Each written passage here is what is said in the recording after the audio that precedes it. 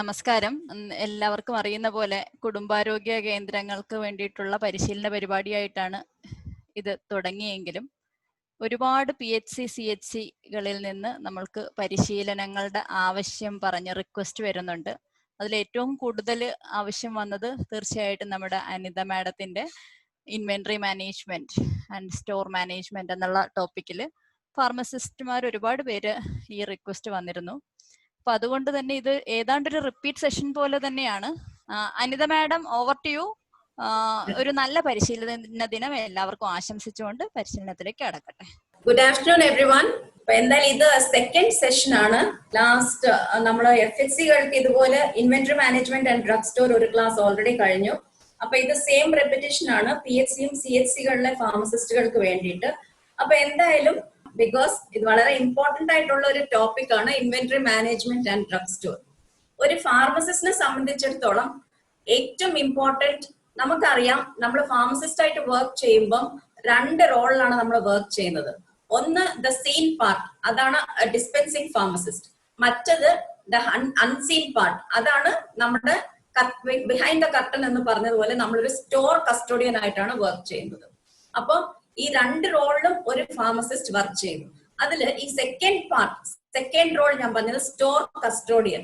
അപ്പൊ ഒരു store custodian ആയിട്ടുള്ള ഒരു ഫാർമസിസ്റ്റ് എന്തൊക്കെ കാര്യങ്ങൾ സ്റ്റോർ മാനേജ്മെന്റിൽ നമ്മൾ അറിയണമെന്ന് ബ്രീഫായിട്ട്, വളരെ സിമ്പിൾ ആയിട്ടും വളരെ ബ്രീഫായിട്ടുള്ള ഒരു സ്ലൈഡ്സിൽ കൂടെയാണ് നമ്മൾ പോകുന്നത്.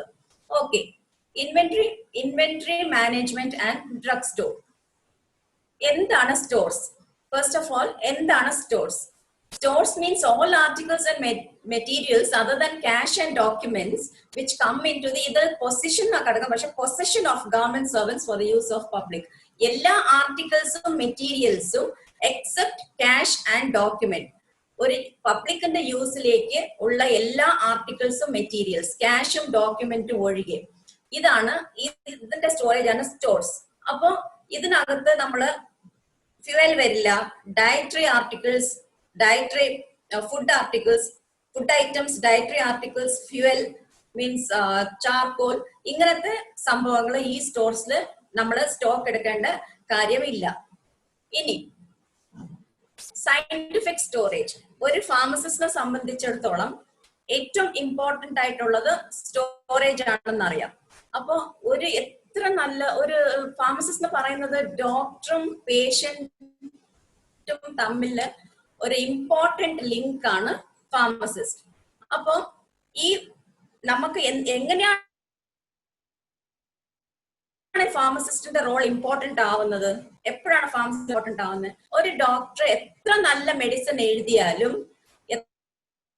എത്ര പ്രൊക്യൂർ ചെയ്ത് സ്റ്റോർ ചെയ്ത് നമ്മൾ അതിന്റെ ഗുണനിലവാരം ഒട്ടും തന്നെ നഷ്ടപ്പെടുത്താതെ പേഷ്യന്റ് ിലേക്ക് എത്തിക്കുമ്പോഴാണ് അത് നല്ല ഉപയോഗമുള്ള ഒരു മെഡിസിൻ. മീൻസ് നമ്മൾ എന്താണ് ഡിസൈർ ചെയ്യുന്ന ഇഫക്റ്റ്, ആ ഡിസൈറബിൾ ആയിട്ടുള്ള ഇഫക്റ്റ് കിട്ടണമെങ്കിൽ ഈ പ്രോഡക്ട്സ്, ഈ മെഡിസിൻസ് എല്ലാം വളരെ സേഫ് ആയിട്ട് നമുക്ക് പേഷ്യൻസിന്റെ കയ്യിൽ എത്തിക്കാൻ സാധിക്കണം. അപ്പൊ അതിന് വെറുതെ ഒരു സ്റ്റോറേജ് പറ്റില്ല, അതിന് നമ്മൾ സയന്റിഫിക് ആയിട്ട് സ്റ്റോർ ചെയ്യണം. എന്താണ് സയന്റിഫിക് ആയിട്ടുള്ള സ്റ്റോറേജ്? മെഡിസിൻസ് മാത്രമല്ല, സർജിക്കൽ ഐറ്റംസ്, എക്വിപ്മെന്റ്സ്, നമുക്കറിയാം എല്ലാ ആർട്ടിക്കിൾസും, പേഷ്യൻസിന് ഉപയോഗിക്കുന്ന എല്ലാ ആർട്ടിക്കിൾസും ഒരു ഹോസ്പിറ്റലിൽ, നമ്മുടെ ഇപ്പൊ FHC ആയിരിക്കാം, PHC ആയിരിക്കാം, CHC ആയിരിക്കാം, അവിടെ വേണ്ടുന്ന എല്ലാ സാധനങ്ങളും നമ്മൾ പ്രൊക്യൂർ ചെയ്തിട്ട് കറക്റ്റ് ആയിട്ട് എൻഡ് യൂസറിന് ഇഷ്യൂ ചെയ്യുന്ന ഒരു പ്രക്രിയയാണ് ഈ സ്റ്റോർ കസ്റ്റോഡിയന്റെ മെയിൻ ഡ്യൂട്ടി. ഇനി ഇത് എങ്ങനെയാണ് ശാസ്ത്രീയമായിട്ട് നമുക്കിത് തരംതിരിക്കാൻ പറ്റുന്നത്? നമുക്ക് 3 തരംതിരിക്കാൻ പറ്റുക. ഒന്ന് the medicine store, 2 surgical store, 3 chemical store. അപ്പൊ 3ആയിട്ട് നമുക്ക് ഡിവൈഡ് ചെയ്യാം. സ്റ്റോറിനെ നമുക്ക് 3ആയിട്ട് ഡിവൈഡ് ചെയ്യാം: medicine store, surgical store, chemical store. അപ്പൊ എന്താണ് മെഡിസിൻ സ്റ്റോർ? മെഡിസിൻ സ്റ്റോർ എങ്ങനെ ആയിരിക്കണം? Okay, medicine store to 8 degree ആണ് cold. Cool temperature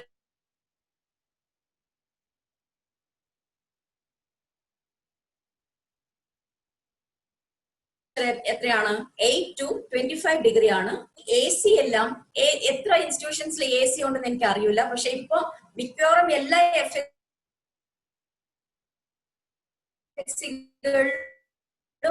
pharmacy store AC ആണ്.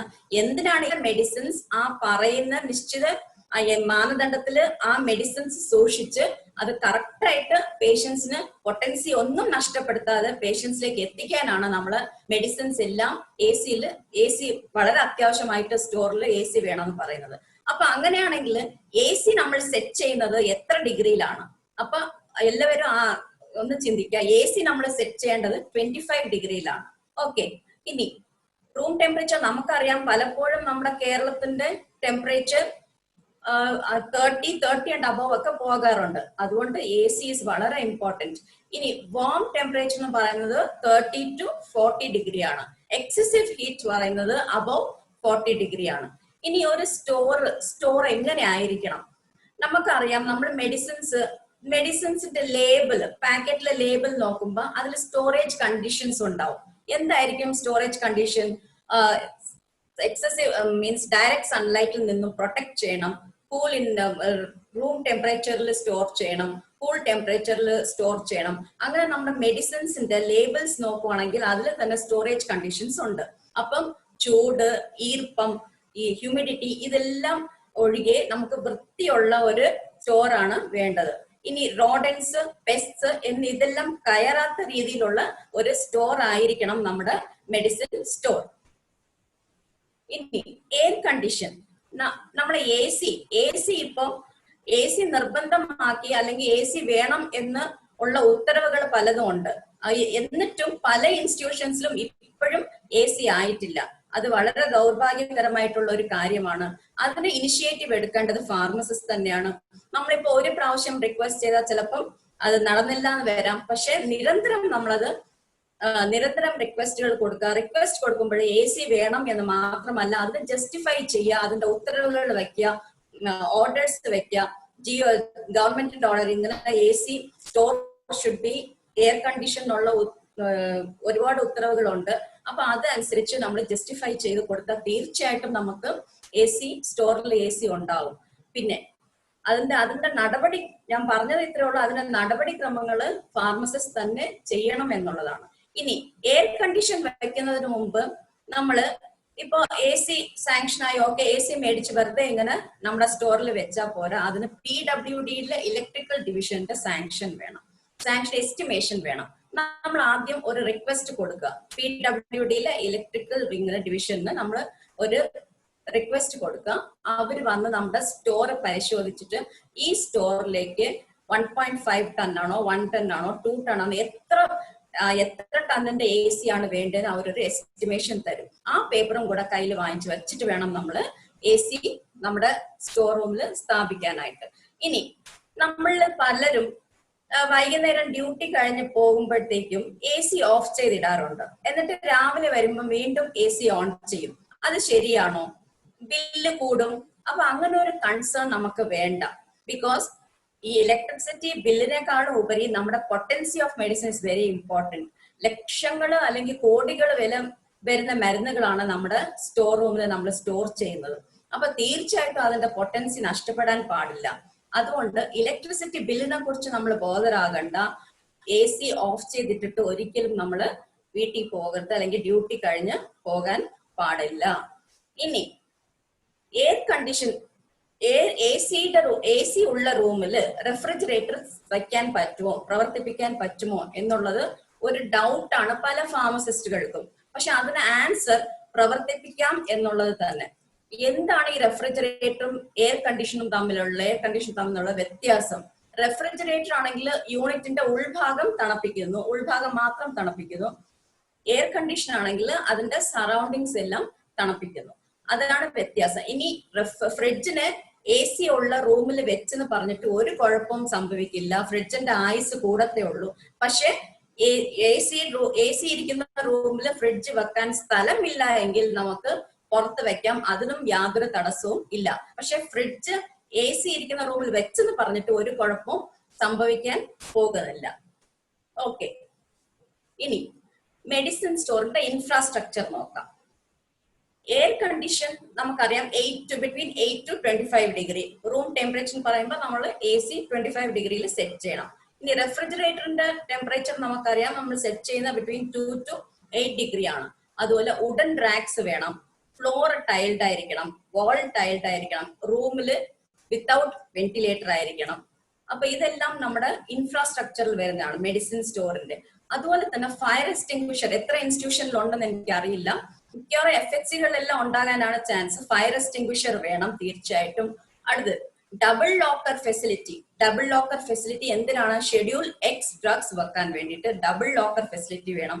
നമുക്കറിയാം ബാങ്കിലെ ലോക്കറിന്റെ സിസ്റ്റം മെയിൻ കീ മാനേജറിന്റെ കയ്യിൽ ഉണ്ടാവും, അടുത്ത് നമ്മളുടെ ലോക്കർ നമ്മൾ വന്ന് ഓപ്പൺ ചെയ്യും. 2 പ്രാവശ്യം ഓപ്പണിംഗ് വരുന്നുണ്ട്. അപ്പൊ double locker facility schedule X drugs വെക്കാൻ നമുക്ക് ഡബിൾ ലോക്കർ ഫെസിലിറ്റി വേണം. എത്ര ഇൻസ്റ്റിറ്റ്യൂഷൻസിൽ ഇത് ഉണ്ട് എന്നുള്ളത് നമ്മൾ തന്നെ പരിശോധിക്കേണ്ടതാണ്. ഇതിന്റെ ഒരു കീ ഫാർമസിസ്റ്റിന്റെ കയ്യിലും ഒരു കീ മെഡിക്കൽ ഓഫീസറിന്റെ കയ്യിലുമാണ് കൊടുക്കേണ്ടത്. ഇനി മറ്റ് വേറെ എന്തൊക്കെയാണ് ആവശ്യമുള്ള ഒരു സ്റ്റോറിനെ സംബന്ധിച്ച്? കമ്പ്യൂട്ടർ വേണം. ഇപ്പൊ നമുക്ക് DDMS ആയപ്പോഴത്തേക്കും എല്ലാം ഓൺലൈൻ ആണ്. കമ്പ്യൂട്ടർ വേണം, പ്രിന്റർ വേണം, കോപ്പിയർ വേണം, സ്കാനർ വേണം, ഹൈ സ്പീഡ് ഇന്റർനെറ്റ് കണക്ഷനും വേണം. അപ്പൊ ഇത്രയും നിർബന്ധമാണ് ഒരു സ്റ്റോറിനെ സംബന്ധിച്ച്. ഈ കാര്യങ്ങൾ ബേസിക് ആയിട്ടുള്ള ഈ കാര്യങ്ങൾ വളരെ ഇമ്പോർട്ടന്റ് ആണ്. ഇത് ഒഴിച്ചുകൂടാൻ പറ്റാത്ത സംഭവങ്ങളാണ്. അടുത്ത് പ്ലാസ്റ്റിക് പെല്ലറ്റ്സ്. എന്താണ് പ്ലാസ്റ്റിക് പെല്ലറ്റ്സ്? നമുക്കറിയാം നമ്മുടെ വലിയ കാർട്ടൺസ് ഒക്കെ നമുക്ക് നിലത്ത് വെക്കാൻ പാടില്ല. അപ്പൊ നിലത്ത് വെക്കാതെ ഹ്യൂമിഡിറ്റി എല്ലാം അബ്സോർബ്. അപ്പൊ അത് കേട് വരാതിരിക്കാൻ, അത് വൃത്തിയായിട്ട് സൂക്ഷിക്കാൻ നമുക്ക് പ്ലാസ്റ്റിക് പെല്ലറ്റ്സിന്റെ മേളിലാണ് നമ്മൾ ഈ കാർട്ടൺ ബോക്സസ് വെക്കുന്നത്. അപ്പോ നമുക്ക് ഇന്റന്റ് കൊടുത്തിട്ട് മേടിക്കാം, ലോക്കൽ പറ്റി എങ്ങനെ വേണമെങ്കിലും നമുക്ക് മേടിക്കാം. പ്ലാസ്റ്റിക് പെല്ലറ്റ്സ് നമുക്ക് ഇൻസ്ട്രുമെന്റ്സ് ആൻഡ് ഇക്വിപ്മെന്റ്സിന്റെ ആനുവൽ ഇന്റന്റ് ചോദിക്കുമ്പോൾ പലപ്പോഴും ഈ പ്ലാസ്റ്റിക് പെല്ലറ്റ്സ് അതിൽ ചോദിക്കാറുണ്ട്. അപ്പൊ പ്ലാസ്റ്റിക് പെല്ലറ്റ്സ് നമുക്ക് നീറ്റായിട്ട് നമ്മുടെ സ്റ്റോർ റൂം നീറ്റായിട്ട് മെയിൻറ്റെയിൻ ചെയ്യാൻ കാർട്ടൺസ് താഴെ ഒന്നും അടുക്കി വെക്കാതെ ഈ പ്ലാസ്റ്റിക് പെല്ലറ്റ്സ് മേടിക്കുവാണെങ്കിൽ വളരെ ഭംഗിയായിട്ട് അതിൽ നമുക്ക് അടുക്കാൻ പറ്റും. ഇനി അടുത്തത് മെഡിസിൻ സ്റ്റോർ കഴിഞ്ഞു. അടുത്ത സർജിക്കൽ സ്റ്റോർ. സർജിക്കൽ സ്റ്റോറിന്റെ ഇൻഫ്രാസ്ട്രക്ചർ എങ്ങനെയായിരിക്കണം? ഇനി ഈ സർജിക്കൽ സ്റ്റോറിന് AC വേണോ? വേണ്ട. സർജിക്കൽ ഐറ്റംസിന് AC വേണോന്നില്ല. വേണ്ട. ഓക്കെ. ഈ സർജിക്കൽ ഐറ്റംസിൽ എന്തൊക്കെ വെക്കാം? നമുക്കറിയാം സർജിക്കൽസ്, ബെഡിങ്, ക്ലോത്തിങ്, പിന്നെ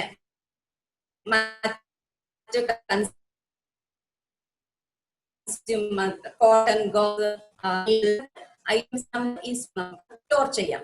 സൂക്ഷിക്കുമ്പോൾ വളരെ ഭംഗിയായിട്ടും വൃത്തിയായിട്ടും സൂക്ഷിക്കണം. അതിന് വേണ്ടുന്നത് ഫ്ലോർ ടൈൽ ആയിരിക്കണം,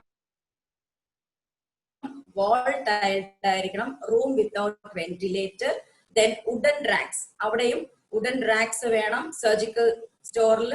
പിന്നെ പ്ലാസ്റ്റിക് പെല്ലറ്റ്സും വേണം. ഓക്കെ. ഇനി നമ്മൾ കെമിക്കൽ സ്റ്റോറിലേക്ക് വന്നു. നമ്മൾ 3 ടൈപ്സ് സ്റ്റോർ. അപ്പൊ ലാസ്റ്റ് കെമിക്കൽ സ്റ്റോർ. നമുക്കറിയാം ബ്ലീച്ചിങ് പൗഡർ ഒരിക്കലല്ല. ബ്ലീച്ചിങ് പൗഡർ സ്റ്റോർ ചെയ്യാൻ നമുക്ക് മെയിൻ സ്റ്റോറിൽ നിന്നും ഒരു 10 മീറ്റർ പുറത്തേക്ക് തുറക്കാവുന്ന തരത്തിലുള്ള ഡോറുള്ള FHC ആയിട്ട് അപ്ഗ്രേഡ് ചെയ്യുമ്പോഴത്തേക്ക് ഒരുപാട് ഇൻഫ്രാസ്ട്രക്ചർ. അപ്പൊ നമുക്ക് ഇത് മൈൻഡിൽ വെച്ചിട്ട് നമുക്ക് ഒരു ബ്ലീച്ചിങ് കെമിക്കൽ സ്റ്റോറിന് നമുക്ക് ആവശ്യപ്പെടാം, അല്ലെങ്കിൽ നമുക്ക് അവർക്കൊന്ന് സജസ്റ്റ് ചെയ്യാം. നമുക്ക് ഇങ്ങനെ ബ്ലീച്ചിങ് പൗഡർ സ്റ്റോർ ചെയ്യാൻ നമുക്കൊരു റൂം വേണം. ഈ ബ്ലീച്ചിങ് സ്റ്റോർ ചെയ്യുമ്പോഴത്തേക്ക് ആ ബിൽഡിംഗിൽ ആ റൂം 2 ഡോർ ഉണ്ടെങ്കിൽ വളരെ നല്ലതാണ്. റൂമിന്റെ door first expiry first out അല്ലെങ്കിൽ ഫസ്റ്റ് ഇൻ ഫസ്റ്റ് ഔട്ട് അതെല്ലാം നമുക്ക് പാലിച്ചിട്ട് ചെയ്യാൻ പറ്റും. അപ്പൊ 2 ഡോർ ഉണ്ടെങ്കിൽ വളരെ നല്ലതാണ്. സോ ബ്ലീച്ചിങ് പൗഡർ നമ്മൾ ഒരിക്കലും മെഡിസിൻ സ്റ്റോറിന്റെ കൂടെ സ്റ്റോർ ചെയ്യാൻ പാടില്ല. ഒരു സെപ്പറേറ്റ് റൂം അതിന് ഡെഫിനറ്റ്ലി നമ്മൾ വേണം. അതിന് എല്ലാവരും മുൻകൈ എടുക്കണം. അങ്ങനെ ഒരു പ്രൊവിഷൻ ഉണ്ടെങ്കിൽ തീർച്ചയായിട്ടും നമ്മൾ ഇത് സജസ്റ്റ് ചെയ്യുന്നത് നല്ലതാണ്. അവിടെയും വുഡൻ റാക്സ് ഉണ്ടെങ്കിൽ കുഴപ്പമില്ല, നല്ലതാണ്. ഫ്ലോർ ടൈൽഡ് ആയിരിക്കണം, wall tailed, room without ventilator. ഇനി ഓക്സിജൻ സിലിണ്ടർ 51.66 ഡിഗ്രി സെന്റിഗ്രേഡിൽ കൂടാൻ പാടില്ല അതിന്റെ സ്റ്റോറേജ്. പിന്നെ നമുക്കറിയാം നമുക്ക് ഗ്യാസ് സ്റ്റൗ ഉണ്ടെങ്കിൽ ഗ്യാസ് സ്റ്റൗവിൽ നിന്നും വളരെ അടുത്തൊന്നും വെക്കാൻ പാടില്ല ഓക്സിജൻ സിലിണ്ടേഴ്സ്. അങ്ങനെ വെക്കില്ല, എന്നാലും ജസ്റ്റ് ഒന്ന് സൂചിപ്പിച്ചേ ഉള്ളൂ. തീ പിടിക്കുന്നവയിൽ നിന്നും നമ്മൾ ഒരു 20 അടി അകലത്തിലെങ്കിലും ഓക്സിജൻ സിലിണ്ടർ അതിനടുത്ത് വെക്കാൻ പാടില്ല. ഒരു 20 അടിയെങ്കിലും അകലെ വെക്കാൻ പാടുള്ളൂ. പിന്നെ ഇത് ഓക്സിജൻ സിലിണ്ടർ കാര്യം പറഞ്ഞപ്പോഴാണ് എല്ലാ ഇൻസ്റ്റിറ്റ്യൂഷൻസിലും ഓക്സിജൻ സിലിണ്ടർ മസ്റ്റായിട്ടും നമ്മൾ സ്റ്റോക്ക് ചെയ്യണം. ഇനി എത്ര സ്ഥലം വേണം എന്നുള്ളതാണ്. അപ്പോ നമുക്ക് എത്ര സ്ഥലം ഉണ്ടെങ്കിലും നല്ലതാണ് നമ്മുടെ മെഡിസിൻ സ്റ്റോറിന്. പക്ഷേ എങ്കിൽ നമുക്ക് ഒരു മിനിമം റിക്വയർമെന്റ് പറയാം. അറ്റ്ലീസ്റ്റ് എന്നാണ് പറയുന്നത്. അറ്റ്ലീസ്റ്റ് മെഡിസിൻ സ്റ്റോറിന് ഒരു 300 സ്ക്വയർ ഫീറ്റ്, സർജിക്കൽ സ്റ്റോറിന് ഒരു 200 സ്ക്വയർ ഫീറ്റ്, കെമിക്കൽ സ്റ്റോറിന് ഒരു 150 സ്ക്വയർ ഫീറ്റ് റൂമെങ്കിലും വേണം. ഇനി ഇത്രയും ഈ പറഞ്ഞ കാര്യങ്ങൾ അവിടെ ഇല്ലെങ്കിൽ നമ്മൾ അവിടെ ഉള്ള സ്ഥലം നമുക്ക് മാക്സിമം നന്നായിട്ട് നമുക്ക് സ്റ്റോറേജ് നമ്മൾ അറേഞ്ച് ചെയ്തിട്ട് സ്റ്റോർ ചെയ്യാവുന്നത്. നമുക്കിപ്പം മെഡിസിൻ സ്റ്റോർ ഇപ്പൊ 300 സ്ക്വയർ ഫീറ്റ് പറഞ്ഞു. ഇനി ഇതിനകത്ത് ഇത് എങ്ങനെ നമുക്ക് സയന്റിഫിക് ആയിട്ട് സ്റ്റോർ ചെയ്യാം എന്നുള്ളതാണ്. നമ്മൾ ഈ റാക്സ് ഒക്കെ നമുക്കിപ്പോ DDMS വന്നു കഴിഞ്ഞു. നമ്മൾ ഈ മെഡിസിൻ സ്റ്റോർ ചെയ്യുമ്പം ഈ റാക്സിന് നമുക്ക് നമ്പർ ഇട്ട് കൊടുക്കാം. ഇപ്പൊ റാക്ക് 1, റാക്ക് 2, റാക്ക് 3 അങ്ങനെ നമുക്ക് നമ്പർ ഇട്ട് കൊടുക്കാം. അപ്പൊ നമ്മള് DDMSൽ എൻ്റർ ചെയ്യുമ്പം റാക്ക് നമ്പർ നമുക്ക് എൻ്റർ ചെയ്യണമല്ലോ. അപ്പൊ ഓരോ ഐറ്റംസും ഏത് റാക്കിലാണ് നമ്മൾ വെച്ചേക്കുന്നത് എന്നുള്ളത് DDMSൽ എൻ്റർ ചെയ്ത് കൊടുത്തു കഴിഞ്ഞാല് നമ്മൾ ഇഷ്യൂ ചെയ്യുമ്പോൾ ഇഷ്യൂ നോട്ടിനകത്ത് റാക്ക് നമ്പർ വരും. അപ്പൊ നമുക്ക് വളരെ ഈസി ആയിട്ട് ആ പ്രോഡക്റ്റ് നമുക്ക് ഐഡന്റിഫൈ ചെയ്യാൻ പറ്റും. നമുക്ക് ഇഷ്യൂ ചെയ്യാനും വളരെ എളുപ്പമായിരിക്കും. അപ്പൊ നമുക്കറിയാം ഒരു ഇൻസ്റ്റിറ്റ്യൂഷനിൽ ഒരു ഫാർമസിസ്റ്റേ ഉള്ളൂ. അപ്പൊ നമുക്ക് ഇതെല്ലാം എല്ലാ വർക്കും ഒരുമിച്ച് ചെയ്യുമ്പോൾ നമ്മൾ ഭയങ്കര ടയർസമാണ്. നമുക്കിപ്പോ ശരിക്കും പറഞ്ഞാല് മെഡിസിൻസ് വന്ന് KMCL നിന്ന് മെഡിസിൻ കൊണ്ടുവന്ന് കഴിഞ്ഞാൽ നമുക്ക് ചിലപ്പോൾ സോർട്ട് ഔട്ട് ചെയ്യാൻ പോലും സമയം ഉണ്ടാവില്ല. പക്ഷെ നമ്മൾ ഈ രീതി ഈ മെത്തേഡ് ഓഫ് സ്റ്റോറേജ് നമ്മൾ ഈ മെത്തേഡ്സ് എല്ലാം ഫോളോ ചെയ്യുവാണെങ്കിൽ നമുക്ക് കുറച്ചുകൂടെ പാരസെറ്റമോളിന്റെ തന്നെ ഡിഫറെന്റ് ബാച്ചസ് വരും. അപ്പൊ ഓരോ ബാച്ച് പാരസെറ്റമോൾ നമുക്ക് ഓരോ റാക്കിൽ അടുക്കി വെച്ച് ആ റാക്ക് നമ്പർ നമ്മൾ കൊടുക്കുവാണെങ്കിൽ നമുക്ക് വളരെ ഈസി ആയിട്ട് അത് ഐഡന്റിഫൈ ചെയ്യാൻ പറ്റും. ഇഷ്യൂ ചെയ്യാനും വളരെ എളുപ്പമായിരിക്കും. അതുപോലെ തന്നെ നമുക്ക് ഇപ്പൊ വളരെ അധികം ഫ്രീസ്ഡ് മെഡിസിൻസ് അല്ലെങ്കിൽ സബ്സ്റ്റാൻഡേർഡ് മെഡിസിൻസ് വരുന്നുണ്ട്. ശരിക്കും പറഞ്ഞാൽ ഈ സബ്സ്റ്റാൻഡേർഡ് മെഡിസിൻസിന് തന്നെ നമുക്ക് സെപ്പറേറ്റ് ഈ medicine store, surgical store, chemical store എന്ന് പറഞ്ഞതുപോലെ ഒരു സ്റ്റോർ റൂം കൂടെ ആവശ്യം വരുമോ എന്നൊരു സംശയമാണ്. പലതും നമുക്ക് സപ്ലൈ വന്ന് തൊട്ടടുത്ത മൊമെന്റ് ആയിരിക്കും ചിലപ്പോൾ അത് ഫ്രീസ്ഡ് ആയിട്ടോ അല്ലെങ്കിൽ സ്റ്റോപ്പ് ആയിട്ടോ വരുന്നത്. സബ്സ്റ്റാൻഡേർഡ് നമ്മൾ ഒരു മെഡിസിൻ സ്റ്റോറിൽ മെഡിസിൻസ് സോർട്ട് ഔട്ട് ചെയ്യുമ്പോഴത്തേക്കും ഒരു സ്പേസ് ഒന്ന് ഡിവൈഡ് ചെയ്തിട്ട് ഒരു സ്പേസ് ഫ്രീസ്ഡ് മെഡിസിൻസിന് അല്ലെങ്കിൽ സ്റ്റോക്ക് ചെയ്ത മെഡിസിൻസ് നമുക്ക് സെപ്പറേറ്റ് ആയിട്ട് വെക്കാനുള്ള സ്ഥലം കൂടെ നമ്മൾ മെഡിസിൻ സ്റ്റോറിൽ കണ്ടെത്തണം. ഇനി ഫ്രീസ്ഡും സ്റ്റോക്കും തമ്മിൽ എന്താണ് വ്യത്യാസം? എന്താണ് ഫ്രീസ്ഡ് മെഡിസിനും സ്റ്റോക്ക് മെഡിസിൻ? ഫ്രീസ്ഡ് മെഡിസിൻസ് നമുക്ക് എപ്പോ വേണമെങ്കിലും അൺഫ്രീസ് ആകാൻ ചാൻസ് ഉണ്ട്. അപ്പൊ ഫ്രീസ്ഡ് മെഡിസിൻസ് നമ്മൾ AC-യിൽ തന്നെ വെക്കണം. ബിക്കോസ് അത് എപ്പോ വേണമെങ്കിലും അൺഫ്രീസ് ആകേണ്ട ഉത്തരവ് വരുമ്പോഴത്തേക്ക് നമുക്കത് വീണ്ടും പേഷ്യൻസിലേക്ക് എത്തിക്കാനുള്ളതാണ്. അതുകൊണ്ട് ഫ്രീസ് ചെയ്യുന്ന മെഡിസിൻസ് എപ്പോഴും നമ്മൾ AC-യിൽ തന്നെ സൂക്ഷിക്കണം. അപ്പൊ അത് അങ്ങനെ ഒരു സ്പേസ് നമുക്ക് നമ്മുടെ സ്റ്റോർ റൂമിൽ കണ്ടെത്തണം. ഇനി സ്റ്റോക്ക് ചെയ്ത മെഡിസിൻസോ അത് സ്റ്റോക്ക്ഡ് ആണ്, അത് പിന്നെ അൺഫ്രീസ് ആകാനോ അങ്ങനെ ആവത്തില്ല. അപ്പൊ ഈ സ്റ്റോക്ക് ചെയ്ത മെഡിസിൻസ് നമ്മൾ സെപ്പറേറ്റ് ആയിട്ട് ഒരു കളർ കോഡ് കൊടുത്ത് തന്നെ വളരെ റെഡ് കളർ ലേബൽ എല്ലാം ചെയ്ത് സെപ്പറേറ്റ് ആയിട്ട് നമ്മൾ സൂക്ഷിക്കണം. അത് നമ്മൾ ശ്രദ്ധിക്കേണ്ട കാര്യമാണ്. ഇനി സ്റ്റോർ കസ്റ്റോഡിയന്റെ ചുമതലകൾ എന്താണ്? ഒരു സ്റ്റോർ കസ്റ്റോഡിയന്റെ റെസ്പോൺസിബിലിറ്റി നമുക്കറിയാം. പ്രൊക്യൂർമെന്റ് വളരെ ഇമ്പോർട്ടന്റ് ആയിട്ടുള്ളതാണ്. പ്രൊക്യൂർമെന്റ്, പിന്നെ സബ് സ്റ്റോറുകളിലേക്കുള്ള മരുന്നുകളുടെ വിതരണം, പിന്നെ institutional transfer, condemnation, institutional store verification, annual store verification. നമുക്കിനി ഇത് ഓരോന്നായിട്ട് നോക്കാം. ഓരോ പോയിന്റ് വൈസ് നമുക്ക് നോക്കാം. First, procurement of medicines. നമ്മൾ എങ്ങനെയാണ് മെഡിസിൻസ് പ്രൊക്യൂർ ചെയ്യുന്നത്? നമുക്കറിയാം ആനുവൽ ഇൻവെന്റ് പ്രകാരം നമുക്ക് KMCL നിന്നും കിട്ടുന്ന മെഡിസിൻസ് ആനുവൽ ഇന്റന്റ് പ്രകാരം നമ്മൾ ആനുവൽ ഇന്റന്റ് കൊടുക്കുന്നു. ആ മെഡിസിൻസ് ഒരു വർഷത്തേക്ക് 4 ക്വാർട്ടറായിട്ട് നമുക്ക് KMCL നിന്ന് ഇഷ്യൂ ചെയ്യുന്നു. ഇനി അടുത്ത പ്രൊക്യൂർമെന്റ് എങ്ങനെയാണ്? FW store. തീർച്ചയായിട്ടും നമ്മുടെ വാക്സിൻസ് എല്ലാം വരുന്നത് FW സ്റ്റോർ മുഖാന്തരമാണ്. ഇനി ഇതിന് പലപ്പോഴും നമുക്ക് ഈ FW സ്റ്റോറിൽ നിന്ന് നേരത്തെ ഇപ്പൊ പക്ഷെ കുറച്ചുകൂടെ ഇഷ്യൂ നോട്ട്സ് എല്ലാം പ്രോപ്പറായിട്ട് കിട്ടാത്ത ഒരവസ്ഥയൊക്കെ ഉണ്ടായിരുന്നു. പക്ഷെ ഇപ്പൊ അതൊന്നും ഇല്ലെന്ന് തോന്നുന്നു. അപ്പോൾ FW സ്റ്റോറിൽ നിന്ന് നമുക്ക് വാക്സിൻസ് എല്ലാം FW സ്റ്റോറിൽ നിന്നാണ് നമുക്ക് കിട്ടുന്നത്. ഇനി ലോക്കൽ പർച്ചേസ്, അത് വളരെ ഇമ്പോർട്ടന്റ് ആയിട്ടുള്ള കാര്യമാണ്. അപ്പൊ ഈ 2 കാര്യങ്ങളും നമുക്ക് അറിയാം. FW സ്റ്റോറിൽ നിന്ന് മെഡിസിൻസ് നമുക്ക് കിട്ടുന്നു, നമ്മളത് LHIക്ക് ഇഷ്യൂ ചെയ്യുന്നു. KMCL നിന്ന് മെഡിസിൻ കിട്ടുന്നു, നമ്മൾ സ്റ്റോക്ക് ചെയ്യുന്നു, അത് ഡിസ്പെൻസ് അല്ലെങ്കിൽ ഡിസ്ട്രിബ്യൂട്ട് ചെയ്യുന്നു. ഇനി നമുക്ക് ഇതിനകത്ത് ലോക്കൽ പർച്ചേസ് ആണ് ഇമ്പോർട്ടന്റ് ആയിട്ടുള്ള ഒരു കാര്യം. ഈ ലോക്കൽ പർച്ചേസ് ചെയ്യുമ്പോൾ എന്തൊക്കെയാണ് നമ്മൾ ഫോളോ ചെയ്യേണ്ടത്? അപ്പൊ ലോക്കൽ പർച്ചേസ് ചെയ്യുമ്പോൾ ഫസ്റ്റ് ഓഫ് ഓൾ നമ്മൾ ഓർക്കേണ്ട കാര്യം സബ്സ്റ്റോർ കസ്റ്റോഡിയന്റെ റിക്വസ്റ്റ് വേണം. എന്താണ് പർച്ചേസ് ചെയ്യേണ്ടത് അതിന്റെ റിക്വസ്റ്റ് സബ്സ്റ്റോർ കസ്റ്റോഡിയനിൽ നിന്നും വേണം. അത് വാർഡ് ആകാം, ഈ വാർഡ് ഒരു സ്റ്റാഫ് നേഴ്സ് ഒരു സബ്സ്റ്റോക്ക് കസ്റ്റോഡിയൻ ആണ്. അപ്പൊ ആ ലാബ് ഒരു സബ്സ്റ്റോക്ക് കസ്റ്റോഡിയൻ ആണ്. അപ്പൊ ഏത് ഡിപ്പാർട്ട്മെന്റിൽ നിന്നും ആണ് പർച്ചേസ് ചെയ്യാനുള്ള റിക്വസ്റ്റ് വേണ്ടത്, എവിടെയാണ് ആവശ്യം, എവിടെയാണ് നീഡ്, ആ ഡിപ്പാർട്ട്മെന്റിൽ നിന്നും നമുക്ക് കിട്ടേണ്ടത് ഒരു റിക്വസ്റ്റ് ആണ്. ആ റിക്വസ്റ്റ് കിട്ടിക്കഴിഞ്ഞാൽ നമ്മൾ എന്ത് ചെയ്യും? ആ റിക്വസ്റ്റ് പ്രകാരം ആ ഐറ്റംസ് നമ്മുടെ സ്റ്റോറിൽ, ഇൻസ്റ്റിറ്റ്യൂഷൻ സ്റ്റോറിൽ ഇല്ല എന്നുള്ള certificate, non availability certificate, these items are not found in the store എന്ന് പറഞ്ഞ് സ്റ്റോർ കസ്റ്റോഡിയൻ ആയ ഫാർമസിസ്റ്റ് അതിനകത്ത് ഒപ്പിട്ട് സീൽ ചെയ്ത് കൊടുക്കണം. അത് കഴിഞ്ഞാൽ എന്താ? ലോക്കൽ പർച്ചേസ് കമ്മിറ്റി കൂടണം. പിന്നെ സപ്ലൈ ഓർഡർ വേണം. നമ്മളിപ്പോ സ്റ്റോക്ക് എടുക്കുമ്പോൾ ലോക്കൽ പർച്ചേസ് നമുക്ക് ഓഫീസിൽ നിന്ന് ഒരു ബില്ല് തരുന്നു. ആ ബിൽ പ്രകാരം ഫാർമസിസ്റ്റ് സ്റ്റോക്ക് എടുക്കുന്നു. അത് സ്റ്റോക്ക് എടുത്തിട്ട് സബ് സ്റ്റോർ കസ്റ്റോഡിയനിലേക്ക് നമ്മൾ ഇഷ്യൂ ചെയ്യുന്നു. ശരിക്കും പറഞ്ഞാൽ നമ്മൾ ആദ്യം റിക്വസ്റ്റ് വേണം, അത് കഴിഞ്ഞിട്ട് സപ്ലൈ ഓർഡർ വേണം, സപ്ലൈ ഓർഡറിന്റെ കൂടെ നമുക്ക് ബില്ല് വേണം. ഈ 3 കാര്യങ്ങളും നമുക്ക് നിർബന്ധമായിട്ടും വേണം. പലപ്പോഴും സപ്ലൈ ഓർഡർ നമ്മൾ കാണാറില്ല, നമുക്ക് ബില്ല് മാത്രമേ കിട്ടുള്ളൂ. ഈ ബില്ല് വെച്ചിട്ടാണ് നമ്മൾ സ്റ്റോക്ക് എടുക്കുന്നത്. ഇനി എന്തിനാണ് ഈ സപ്ലൈ ഓർഡർ? ഇപ്പോ for example staff nurse bucket വേണമെന്ന് പറഞ്ഞു, റിക്വസ്റ്റിൽ ബക്കറ്റ് ഉണ്ട്. അപ്പൊ അതിന്റെ സ്പെസിഫിക്കേഷൻ ഒന്നും ഇല്ല. അപ്പൊ ബക്കറ്റ് മേടിച്ചോണ്ട് വരുമ്പം സ്റ്റാഫ് നേഴ്സ് പറയണ, ഇത് ഞാൻ ഈ ബക്കറ്റ് അല്ല ഉദ്ദേശിച്ചത്, വിത്ത് ലിഡ് ആയിരുന്നു എനിക്ക് വേണ്ടുന്നത്, 20 ലിറ്ററിന്റെ ബക്കറ്റ് ആണ് എനിക്ക് വേണ്ടത്, ഈ ബക്കറ്റ് അല്ല ഞാൻ ഉദ്ദേശിച്ചത് എന്ന് പറഞ്ഞാലോ? അപ്പൊ അതുകൊണ്ട് നമ്മൾ എപ്പോഴും റിക്വസ്റ്റ് മേടിക്കുമ്പോഴും specification is very important. Specification വേണം. ഏത് ഐറ്റം ആയാലും അതിന്റെ സ്പെസിഫിക്കേഷൻ ഉണ്ടാവണം. ഈ സ്പെസിഫിക്കേഷൻ വെച്ചിട്ട് നമ്മൾ സപ്ലൈ ഓർഡർ കൊടുക്കണം. സപ്ലൈ ഓർഡർ ആണ് മെഡിക്കൽ ഓഫീസറിന്റെ അനുവാദമാണ് സപ്ലൈ ഓർഡർ.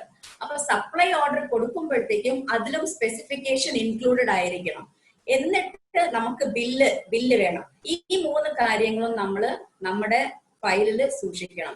അപ്പൊ എന്തിനാണ് സപ്ലൈ ഓർഡറിൽ കൂടെ സപ്ലൈ ഓർഡറിലുള്ള സ്പെസിഫൈഡ് ഐറ്റം തന്നെയാണോ നമുക്ക് കിട്ടിയത്? നമ്മളിപ്പോ സപ്ലൈ ഓർഡർ കൊടുക്കുന്നു ബക്കറ്റ് 20 ലിറ്റർ വിത്ത് ലിഡ്. അപ്പൊ ആ ഐറ്റം തന്നെയാണോ നമുക്ക് കിട്ടിയേക്കുന്നതെന്ന് സ്റ്റോർ കസ്റ്റോഡിയൻ ആയ ഫാർമസിസ്റ്റിനും കൂടെ ബോധ്യപ്പെടണം. എന്നിട്ട് നമ്മൾ ഐറ്റം സ്റ്റോക്കിൽ എടുത്തിട്ട് നമുക്ക് സബ് സ്റ്റോർ കസ്റ്റോഡിയനിലേക്ക് സ്മൂത്ത് ആയിട്ടുള്ള ഫ്ലോ അവിടെ ഉണ്ടാവും. ലോക്കൽ പർച്ചേസ് കമ്മിറ്റി കൂടണം. കമ്മിറ്റിയിൽ ഫാർമസിസ്റ്റ്, സ്റ്റോർ കസ്റ്റോഡിയൻ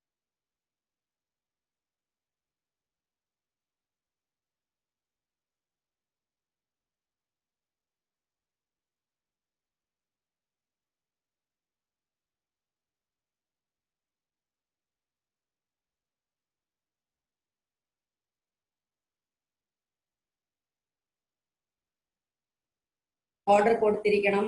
എന്നിട്ട് നമ്മൾ ബില്ലും വേണം. ഇത് 3 ഉണ്ടെങ്കിൽ നമുക്ക് സ്റ്റോക്ക് എടുത്തിട്ട് നമുക്ക് സബ് സ്റ്റോർ കസ്റ്റോഡിയൻ അത് ഇഷ്യൂ ചെയ്യാൻ പറ്റും. പിന്നെ എമർജൻസി പർച്ചേസ് വന്നു. നമ്മൾ സ്റ്റോർ പർച്ചേസ് റൂൾസ് അനുസരിച്ചാണ് നമ്മൾ സ്റ്റോർ പർച്ചേസ് റൂൾസ് ഫോളോ ചെയ്ത് മാത്രമേ നമ്മൾ ലോക്കൽ പർച്ചേസ് ചെയ്യാവൂ.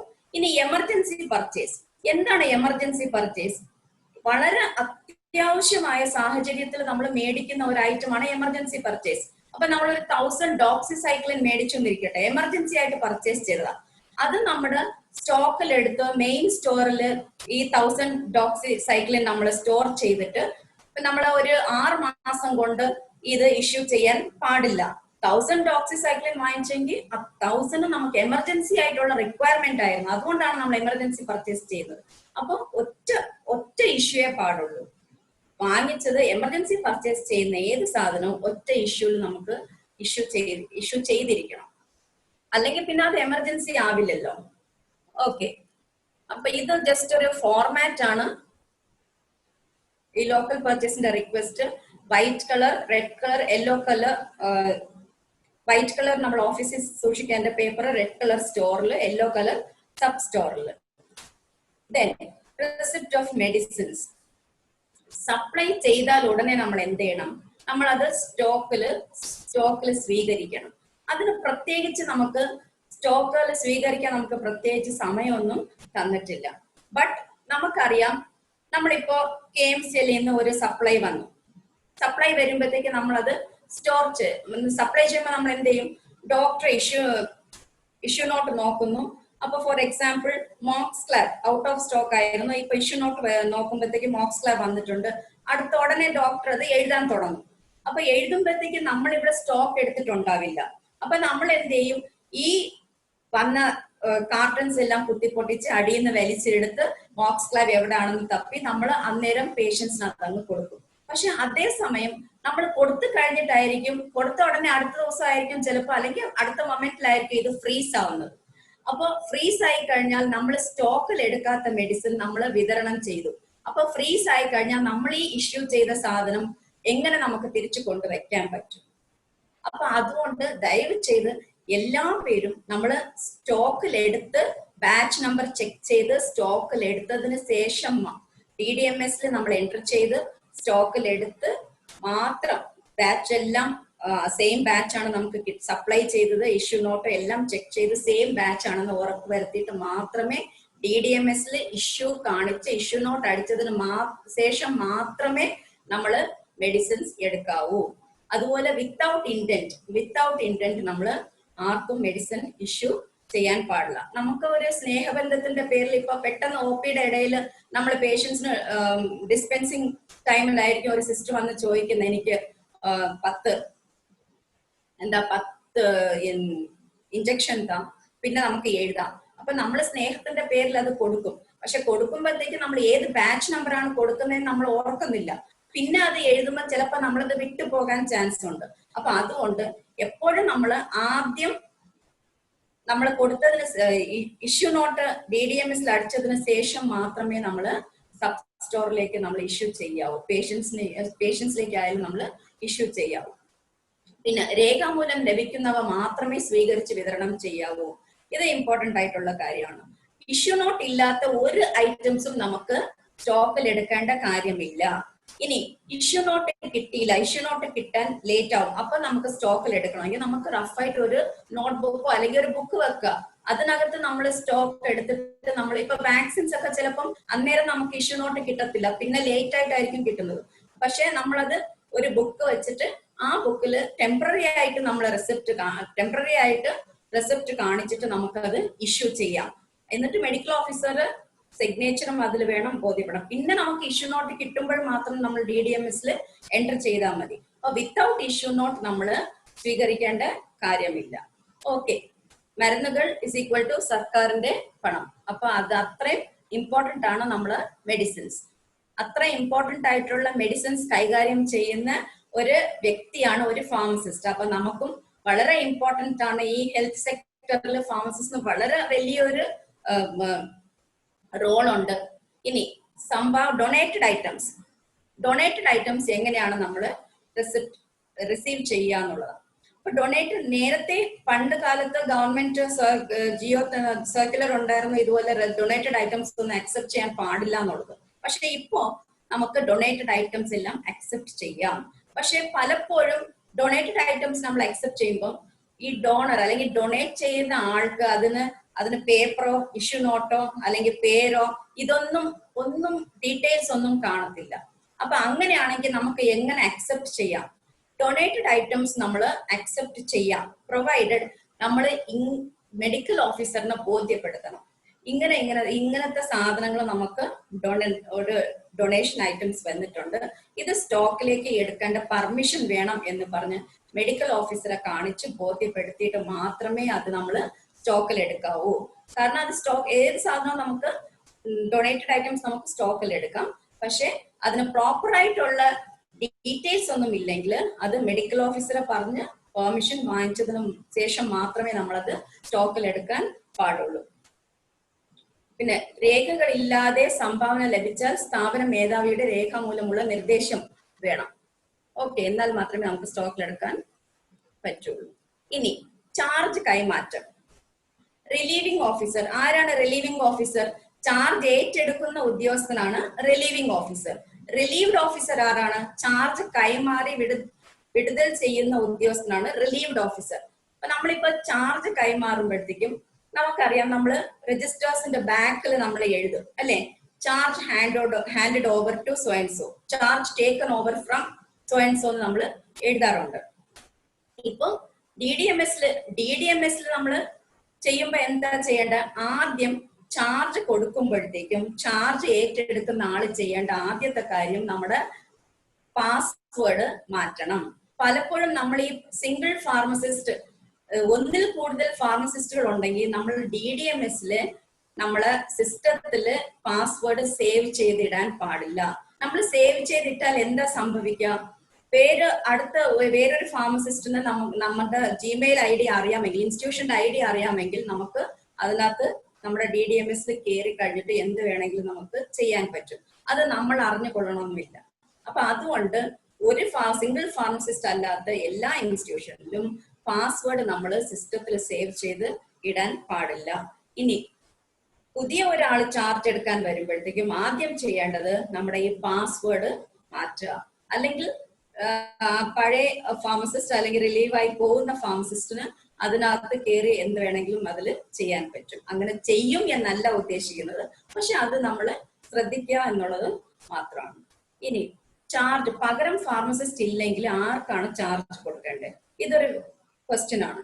പകരം ഫാർമസിസ്റ്റ് ഇല്ല എങ്കിൽ ഇപ്പോ ഒരു ഇൻസ്റ്റിറ്റ്യൂഷനിൽ നിന്ന് ട്രാൻസ്ഫർ ഓർഡർ വരും, റിലീവ് ചെയ്ത് പോയി കഴിഞ്ഞാൽ, ഒരു ഫാർമസിസ്റ്റ് റിലീവ് ചെയ്ത് പോയി കഴിഞ്ഞാൽ അതിന്റെ ചാർജ് കൊടുക്കേണ്ടത് തീർച്ചയായിട്ടും മെഡിക്കൽ ഓഫീസറിനാണ്. എന്ന് പറഞ്ഞിട്ട് മെഡിക്കൽ ഓഫീസർ അടുത്ത ദിവസം അവിടെ വന്നിരുന്ന് ഡിസ്പെൻസ് ചെയ്യും എന്നല്ല. എല്ലാ പേരും നമ്മൾ മെഡിക്കൽ ഓഫീസറിന്റെ ടെക്നിക്കൽ അസിസ്റ്റൻസ് ആണ്. ഫാർമസിസ്റ്റ് ആയാലും സ്റ്റാഫ് നഴ്സ് ആയാലും JPH ആയാലും ആരായാലും. അപ്പോ മെഡിക്കൽ ഓഫീസറിന്റെ നിർദ്ദേശപ്രകാരം അല്ലെങ്കിൽ മെഡിക്കൽ ഓഫീസർ ഒരാൾക്ക് ചാർജ് കൊടുത്താൽ അയാൾ അവിടെ ഇരുന്ന് കാര്യങ്ങൾ ഡീൽ ചെയ്യും. പക്ഷെ ചാർജ് നമ്മൾ കൊടുക്കേണ്ടത് മെഡിക്കൽ ഓഫീസറിന് തന്നെയാണ് ചാർജ് കൈമാറേണ്ടത്. മെഡിക്കൽ ഓഫീസർ പിന്നെ ഡിസൈഡ് ചെയ്യും മെഡിക്കൽ ഓഫീസറിന്റെ ടെക്നിക്കൽ അസിസ്റ്റന്റ് ആയിട്ട് ആർക്കാണ് അത് കൊടുക്കണം എന്നുള്ളത്. ഇനി സബ് സ്റ്റോക്ക് നമുക്കറിയാം.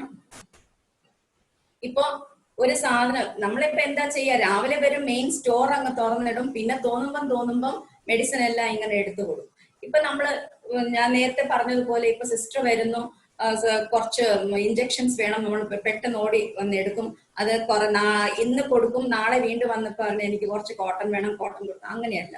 നമ്മൾ പറയുന്നത് നമുക്ക് ഭയങ്കര വർക്കാണ്, നമ്മുടെ ജോലി ഭാരം കൂടി വരുവാണ്. അപ്പൊ നമ്മള് കുറച്ച് കാര്യങ്ങൾ നമുക്ക് ശ്രദ്ധിച്ചാൽ നമുക്ക് കുറച്ചുകൂടെ റിലാക്സ്ഡ് ആയിട്ട് വർക്ക് ചെയ്യാൻ പറ്റും. അപ്പൊ നമ്മുടെ ഈ സബ് സ്റ്റോക്ക് കൊടുക്കുമ്പോഴത്തേക്കും നമ്മള് ബൈ വീക്ക്ലി ആക്കുക. വീക്ക്ലി ഇന്റന്റിനുള്ളത് മാറ്റിയിട്ട് നമുക്ക് ബൈ വീക്ക്ലി ആക്കാം. അപ്പൊ 2 ആഴ്ചയിൽ ഒരിക്കൽ നമുക്ക് ഇന്റന്റ് സ്വീകരിക്കുക, അതുപോലെ അത് ഇഷ്യൂ ചെയ്യുക. ഇവിടെ നമുക്ക് for example first day means Monday ആയിക്കോട്ടെ, മൺഡേ ഫസ്റ്റ് ഡേ നമ്മൾ വാർഡിൽ നിന്നും ഇന്റന്റ് മേടിക്കുന്നു. അപ്പൊ ഇന്റന്റ് സബ്മിഷൻ ഫസ്റ്റ് ഡേ. രണ്ടാമത്തെ ദിവസം നമ്മൾ ആ ഇന്റന്റ് നോക്കി ചെക്ക് ചെയ്ത് പാസ്സാക്കി വെക്കുന്നു ട്യൂസ്ഡേ. വെഡ്നെസ്ഡേ നമ്മളത് വിതരണം ചെയ്യുന്നു. അപ്പൊ എന്താണ്? അപ്പൊ വാർഡിൽ നിന്നും ഇന്റന്റ് തരേണ്ടത് മൺഡേ ആണ്, ബുധനാഴ്ച നമുക്ക് ഇഷ്യൂ ചെയ്യാൻ പറ്റും. അപ്പൊ അത് രജിസ്റ്റർ ആവും. മൺഡേ നമ്മൾ റിക്വസ്റ്റ് കൊടുത്താൽ, ഇന്റന്റ് സബ്മിറ്റ് ചെയ്താൽ വെഡ്നെസ്ഡേ നമുക്ക് മെഡിസിൻ കിട്ടും. അല്ലെങ്കിൽ ഇഷ്യൂ നടക്കുന്ന ദിവസം വെഡ്നെസ്ഡേ ആണെന്നുള്ള അത് ഒരു റൂട്ടീൻ ആയിട്ട് മാറും. അപ്പൊ ഇതൊരു ബൈ വീക്ക്ലി ആണെങ്കിൽ മാസത്തിൽ 2 പ്രാവശ്യം നമ്മൾ ഇത് ഇഷ്യൂ ചെയ്താൽ മതി. അപ്പൊ നമ്മുടെ ജോലി ഭാരം കുറച്ചുകൂടെ കുറയ്ക്കാൻ പറ്റും. അപ്പൊ അങ്ങനെ ഇതെല്ലാം കുറച്ച് റിലാക്സ് ചെയ്യാൻ നമുക്ക് ഇങ്ങനെയൊക്കെ മെത്തേഡ്സ് അഡോപ്റ്റ് ചെയ്യാവുന്നതേ ഉള്ളൂ. ഇനി സ്റ്റോക്ക് സ്വീകരിക്കാതെ സബ് സ്റ്റോറിലേക്ക്, അത് നേരത്തെ പറഞ്ഞു, നമ്മൾ മെയിൻ സ്റ്റോക്കിൽ എടുക്കാത്ത ഒരു ഐറ്റംസും നമ്മൾ സബ് സ്റ്റോക്കിലേക്കോ അല്ലെങ്കിൽ രോഗികൾക്കോ നമുക്ക് നൽകാൻ പാടില്ല. ഇന്റന്റ് ലഭിക്കാതെ സബ് സ്റ്റോക്കിലേക്ക് വിതരണം നടത്തരുത്. ഇനി institutional store verification.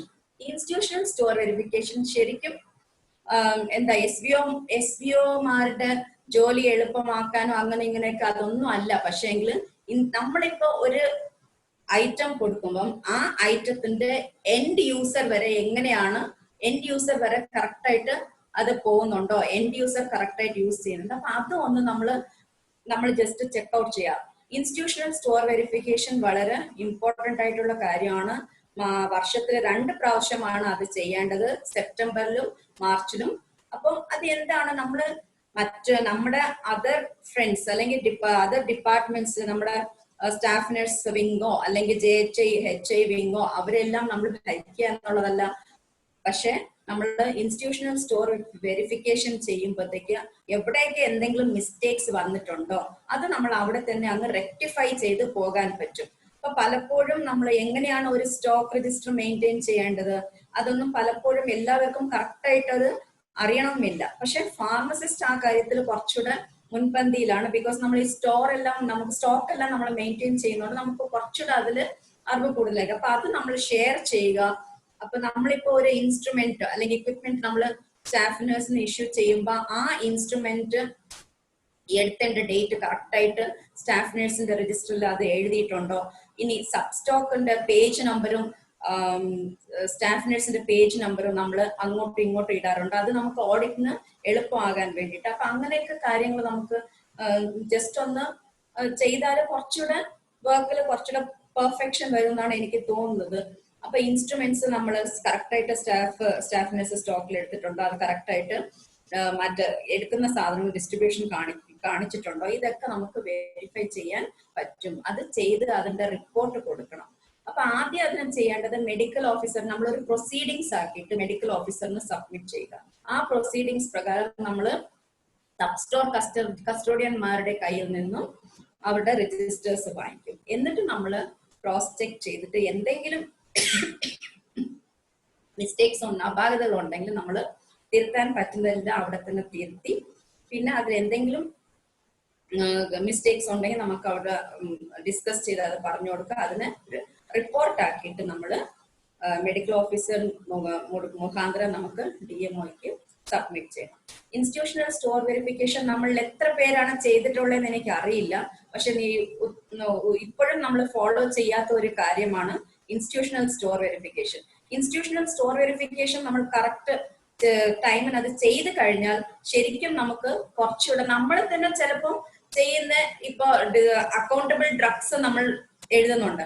Accountable drugs എഴുതുമ്പോഴത്തേക്ക് ചിലപ്പോൾ നമ്മുടെ ജസ്റ്റ് ഒന്ന് തിരിച്ച് മറിച്ച് നോക്കിയാൽ എവിടെയെങ്കിലും നമ്മൾ തന്നെ മിസ്റ്റേക്സ് ചെയ്തിട്ടുണ്ടാവും. ഒരു 0 കുറഞ്ഞ അല്ലെങ്കിൽ കൂട്ടുന്നതിലോ കുറയ്ക്കുന്നതിലോ ഒരു വ്യത്യാസം തന്നെ ഒന്നുകൂടെ നമുക്ക് റെക്ടിഫൈ ചെയ്യാനുള്ള ഒരു ചാൻസ് കൂടെയാണ്. അപ്പൊ അത് ശരിക്കും അത് കുറച്ച് ടൈം എടുത്ത് നമ്മളത് ശ്രമിക്കുവാണെങ്കിൽ അത് വളരെ നല്ലൊരു കാര്യം തന്നെ ആയിരിക്കും. ബിക്കോസ് നമ്മൾ ഇവിടുന്ന് ട്രാൻസ്ഫർ ആയി പോയി കുറെ വർഷങ്ങളൊക്കെ കഴിഞ്ഞിട്ടായിരിക്കും ചിലപ്പോൾ ഓഡിറ്റ് വരുന്ന സ്റ്റോർ വെരിഫിക്കേഷൻ വരുന്നത്. അപ്പൊ നമ്മൾ ഈ 6 മാസം കൂടുമ്പം ഇൻസ്റ്റിറ്റ്യൂഷണൽ സ്റ്റോർ വെരിഫിക്കേഷൻ നടത്തിയാൽ നമ്മൾ തന്നെ ഓഡിറ്റ് ചെയ്യുവാണ്. അപ്പൊ അവിടെ എന്തെങ്കിലും മിസ്റ്റേക്സ് ഉണ്ടെങ്കിൽ നമുക്ക് അപ്പൊ തന്നെ റെക്ടിഫൈ ചെയ്ത് പോകാൻ പറ്റും. അപ്പൊ കഴിയുന്നതും നമ്മൾ എല്ലാവരും ഈ സിസ്റ്റം ഫോളോ ചെയ്യണം, ഇത് ചെയ്യണം എന്നാണ് എന്റെ ഒരു റിക്വസ്റ്റ്. ഇനി ആനുവൽ സ്റ്റോർ വെരിഫിക്കേഷൻ ആരാണ് ചെയ്യേണ്ടത്? Annual store verification medical officer, head of the institution, medical officer in charge ആണ് ആനുവൽ ഫിസിക്കൽ വെരിഫിക്കേഷൻ നടത്തേണ്ടത്. എല്ലാ ഐറ്റംസും annually physically verified and found correct എന്ന് പറഞ്ഞിട്ട് മാർച്ച് 31 എല്ലാ വർഷവും ഫിസിക്കൽ വെരിഫിക്കേഷൻ നടത്തണം. ഇത് ഏജിക്കാർ വരുമ്പം വളരെ ഇമ്പോർട്ടന്റ് ആയിട്ട് അവർ ശ്രദ്ധിക്കുന്ന ഒരു കാര്യമാണിത്. അപ്പൊ സ്റ്റോറിലെ മെഡിസിൻസ് ആയാലും ഇക്വിപ്മെന്റ്സ് ആയാലും എല്ലാം നമ്മളെ എല്ലാ സ്റ്റോക്ക് രജിസ്റ്ററിന്റെയും ബാക്ക് സൈഡിൽ annual physical verification done and found correct as on 31/3/2020. അങ്ങനെ നമ്മൾ ഓരോ വർഷവും അത് ചെയ്യേണ്ടതാണ്. ഇവിടെ സ്റ്റോർ വെരിഫിക്കേഷൻ നടത്തേണ്ടത് ഫാർമസിസ്റ്റും ആനുവൽ ഫിസിക്കൽ വെരിഫിക്കേഷൻ നടത്തേണ്ടത് മെഡിക്കൽ ഓഫീസറുമാണ്. ഇനി കണ്ടംനേഷൻ, നമുക്ക് അടുത്ത ഒരു ഇമ്പോർട്ടന്റ് ടോപ്പിക് ആണ് കണ്ടംനേഷൻ. ശരിക്കും കണ്ടംനേഷനെ കുറിച്ച് അത് സെപ്പറേറ്റ് ആയിട്ട് ഒരു ടോപ്പിക് തന്നെയാണ് ഈ കണ്ടംനേഷൻ. അപ്പൊ ശരിക്കും ഒരു ക്ലാസ് കണ്ടംനേഷൻ തന്നെ വേണം എന്നാണ് എൻ്റെ അഭിപ്രായം.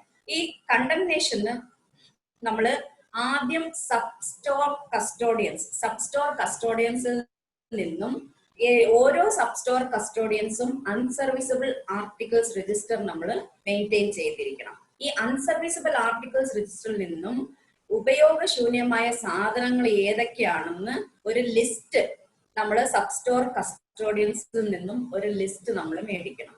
ആ ലിസ്റ്റ് നമ്മൾ കൺസോൾഡേറ്റ് ചെയ്ത്, ചിലപ്പം ഇപ്പൊ 5 സബ് സെന്റേഴ്സ് ഉണ്ടെങ്കിൽ 5 ജെ പി എച്ച് നിന്നും അവിടെ സബ് സെന്റേഴ്സിൽ എന്തൊക്കെയാണ് അൺസർവീസബിൾ ആർട്ടിക്കിൾ അവിടെയും ഉണ്ടാവണം. അവിടെ എന്തൊക്കെയാണ് കണ്ടം ചെയ്യാനുള്ള ആർട്ടിക്കിൾസ് അതിന്റെ ഒരു ലിസ്റ്റ് നമ്മൾ മേടിക്കുക. എന്നിട്ട് വാർഡ് ഉണ്ടെങ്കിൽ ഓരോ വാർഡിൽ നിന്നും സ്റ്റാഫ് നഴ്സ് ഇൻചാർജ് ആയ സ്റ്റാഫ് നഴ്സിൽ നിന്നും നമ്മൾ ലിസ്റ്റ് മേടിക്കുക. ഓഫീസും ഒരു സബ് സ്റ്റോർ ആണ് ഇപ്പോ. കാരണം ഇപ്പൊ നമുക്ക് അറിയാം സബ് സ്റ്റോറിന്റെ ഇപ്പൊ ഈ കോവിഡിന്റെ സമയത്ത് നമ്മള് മാസ്ക്, സാനിറ്റൈസർ ഇങ്ങനത്തെ സാധനങ്ങളെല്ലാം നമ്മള് ഓഫീസിൽ നിന്ന് ഇഷ്യൂ ചെയ്യുന്നുണ്ട്. അപ്പോൾ അവിടെയും ഒരു ഇന്റന്റ് ബുക്ക് വേണം. വിത്തൗട്ട് ഇന്റന്റ് ബുക്ക് നമ്മൾ ഒരു സാധനങ്ങളും നമ്മൾ ഇഷ്യൂ ചെയ്യാൻ പാടില്ല. അപ്പൊ ക്ലർക്ക് ആണെങ്കിൽ പോലും നമ്മള് സാനിറ്റൈസേഴ്സോ മാസ്കോ ഇതെല്ലാം നമ്മൾ ഇഷ്യൂ ചെയ്യുമ്പം അവിടെ ഒരു ഇന്റന്റ് ബുക്ക് വെക്കാൻ നമ്മൾ റിക്വസ്റ്റ് ചെയ്യണം. ഇന്റന്റിന് പ്രകാരം മാത്രമേ നമ്മൾ സാധനങ്ങൾ ഇഷ്യൂ ചെയ്യാവൂ. അപ്പൊ ഓഫീസും ഒരു സബ് സ്റ്റോർ ആണ്.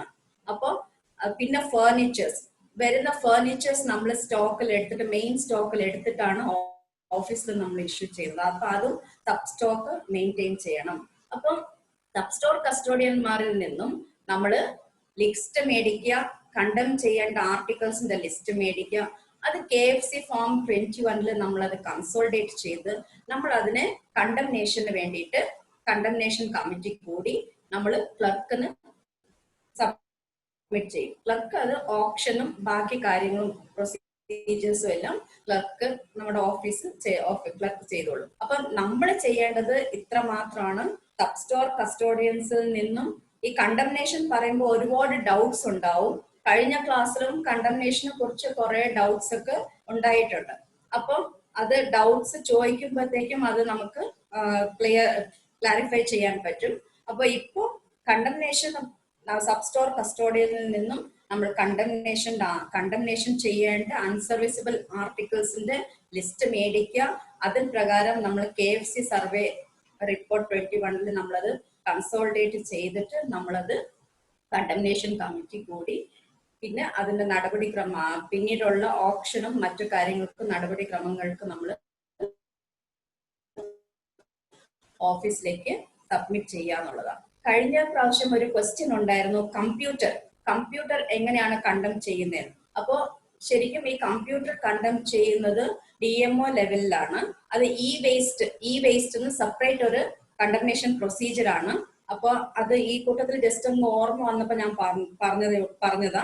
അപ്പൊ കമ്പ്യൂട്ടേഴ്സ് എല്ലാം നമുക്ക് ഈ നമ്മൾ ചെയ്യുന്ന രീതിയിലല്ല, ഈ വേസ്റ്റ് വേറെ സെപ്പറേറ്റ് ആണ് ചെയ്യുന്നത്. അത് DMO ലെവലിലാണ് കണ്ടംനേഷൻ കമ്മിറ്റി ഫോം ചെയ്യുന്നത്. അപ്പൊ അങ്ങനെ മൊത്തത്തില് ഡിസ്ട്രിക്റ്റില് ഇത് ചോദിച്ചിട്ട് അവിടെ DMO ലെവലില് ഒരു കണ്ടംനേഷൻ കമ്മിറ്റി കൂടിയിട്ടാണ് അത് ചെയ്യുന്നത്. ഓക്കെ, ഈ കണ്ടംനേഷൻ കണ്ടംനേഷൻ നമ്മൾ കൊടുത്ത് ഓപ്ഷൻ നടത്തിയിട്ട് കണ്ടംഡ് ആർട്ടിക്കിൾസ് രജിസ്റ്റർ വേണം. ആദ്യം അൺസർവീസബിൾ articles register sub store custodians maintain ചെയ്യണം. അത് കഴിഞ്ഞ് കണ്ടംനേഷൻ കഴിഞ്ഞിട്ട് നമ്മൾ കണ്ടംഡ് ആർട്ടിക്കിൾസ് രജിസ്റ്ററും കൂടെ നമ്മൾ മെയിൻറ്റെയിൻ ചെയ്യണം. അതിൽ നമുക്ക് ഇന്ന ഓർഡർ നമ്പർ പ്രകാരം ഇന്ന ആർട്ടിക്കിൾസ് ഇന്ന ഐറ്റംസ് എല്ലാം നമ്മൾ കണ്ടം ചെയ്തു എന്നുള്ളത് നമ്മൾ രേഖപ്പെടുത്തണം. ഇനി institutional transfer, idling equipments, slow moving items. എങ്ങനെയാണ് ഇൻസ്റ്റിറ്റ്യൂഷണൽ ട്രാൻസ്ഫർ? നമുക്കറിയാം, നമ്മളെല്ലാവരും ഇൻസ്റ്റിറ്റ്യൂഷണൽ ട്രാൻസ്ഫർ നടത്തുന്നവരാണ്. ഇപ്പൊ DDMS ആയതുകൊണ്ട് വളരെ എളുപ്പമാണ്. ഐഡ്ലിംഗ് എക്വിപ്മെന്റ്സ് നമ്മൾ ഉപയോഗിക്കാത്ത ഇക്വിപ്മെന്റ്സ്, നന്നായിട്ട് ഫങ്ഷൻ ചെയ്യുന്ന ഇക്വിപ്മെന്റ്സ് ആയിരിക്കാം, പക്ഷെ നമുക്കത് നമ്മുടെ ഇൻസ്റ്റിറ്റ്യൂഷനിൽ അത് യൂസ്ഫുൾ അല്ലെങ്കിൽ നമുക്കത് മറ്റൊരു സ്ഥാപനത്തിലേക്ക് നമുക്ക് ട്രാൻസ്ഫർ ചെയ്യാം. അപ്പൊ ഐഡ്ലിംഗ് ഇക്വിപ്മെന്റ്സ് നമുക്ക് ഐഡലായിട്ടിരിക്കാതെ അത് മറ്റുള്ള ഇൻസ്റ്റിറ്റ്യൂഷൻസിലേക്ക് നമുക്ക് ട്രാൻസ്ഫർ ചെയ്യാം. ഇനി സ്ലോ മൂവിങ് ഐറ്റംസ്, നമുക്കറിയാം സ്ലോ മൂവിങ് ഐറ്റംസ് ഒരു 6 മാസത്തിന് മുന്നെയെങ്കിലും നമ്മൾ റിപ്പോർട്ട് ചെയ്യണം. അപ്പൊ നമ്മൾ എന്ത് ചെയ്യും? 6 മാസം ആകുന്ന ചിലപ്പോൾ അത് 1 വർഷം കൊണ്ട് നമ്മുടെ ഇൻസ്റ്റിറ്റ്യൂഷനിൽ നമ്മളത് മൂവ് ആവുന്നില്ല, യൂസ് ചെയ്യാത്ത ഐറ്റംസ് ആയിരിക്കും, പക്ഷെ നമ്മൾ അത് നമ്മുടെ സ്റ്റോക്കിൽ വെച്ചോണ്ടിരിക്കും. 6 മാസം വരെ നമ്മൾ വെയിറ്റ് ചെയ്യും. ഇനി എക്സ്പയറി ഡേറ്റ് എന്ന് 6 മാസം ബാലൻസ് ഉള്ളപ്പോഴത്തേക്കായിരിക്കും നമ്മളത് സ്ലോ മൂവിങ് ആയിട്ട് റിപ്പോർട്ട് ചെയ്യുന്നത്. ശരിക്കും പറഞ്ഞാൽ സ്ലോ മൂവിങ് എന്ന് പറയുന്നത് അതല്ല. ഫോർ എക്സാമ്പിൾ, നമുക്ക് ഇപ്പൊ 2 ലക്ഷം പാരസിറ്റമോൾ നമ്മുടെ ഇൻസ്റ്റിറ്റ്യൂഷനിൽ സ്റ്റോക്കിലുണ്ട്. അപ്പം 2 ലക്ഷം ഡൈക്ലോഫെനാക് എന്നിരിക്കട്ടെ. അപ്പോ ഇപ്പൊ ഇരിക്കുന്ന മെഡിക്കൽ ഓഫീസർ ഡൈക്ലോഫെനാക് ആണ് എഴുതുന്നത്. ആ ഡോക്ടർ വേറൊരു ഇൻസ്റ്റിറ്റ്യൂഷനിലേക്ക് ട്രാൻസ്ഫർ ആയി പോയി. അടുത്ത് വന്ന മെഡിക്കൽ ഓഫീസർ ഡൈക്ലോഫെനാക് എഴുതൂല. അടുത്ത് വരുന്ന മെഡിക്കൽ ഓഫീസർ പ്രിസ്ക്രൈബ് ചെയ്യുന്നത് അസിക്ലോഫെനാക് ആയിരിക്കും. അപ്പൊ നമുക്ക് ഈ ഡൈക്ലോഫെനാക് അവിടെ നമ്മുടെ സ്റ്റോക്കിൽ അത് മൂവ് ആകാതെ ഇരിക്കുന്നുണ്ടാവും. അപ്പൊ അത് സ്ലോ മൂവിങ് ആണ്. അപ്പൊ അത് നമ്മൾ ഇനി എക്സ്പയറി ഡേറ്റിന് 6 മാസം മാത്രം ഉള്ളപ്പോ 6 മാസം ഉള്ളത് വരെ നമ്മളത് വെയിറ്റ് ചെയ്ത് ഇനി 6 മാസം ബാലൻസ് ഉള്ളപ്പോഴും നമ്മളത് റിപ്പോർട്ട് ചെയ്യുന്ന തലത്തിലല്ല നമ്മൾ പോകേണ്ടത്. 1 വർഷമായിട്ട് അല്ലെങ്കിൽ 6 മാസമായിട്ട് ആ പെർട്ടിക്കുലർ ഐറ്റം നമ്മൾ ഇഷ്യൂ ചെയ്യുന്നില്ല, നമുക്ക് അവിടെ നീഡ് ഇല്ല എങ്കിൽ നമുക്കറിയാം ആവറേജ് 1 വർഷത്തെ കൺസപ്ഷൻ എത്ര ഉണ്ട്. അപ്പൊ ആവറേജ് ആ കൺസപ്ഷൻ നമുക്ക് എടുത്തിട്ട് ബാലൻസ് ഉള്ളത് നമുക്ക് സ്ലോ മൂവിങ് ആയിട്ട് മറ്റുള്ള ഇൻസ്റ്റിറ്റ്യൂഷൻസിലേക്ക് നമുക്ക് ട്രാൻസ്ഫർ ചെയ്യാൻ പറ്റും.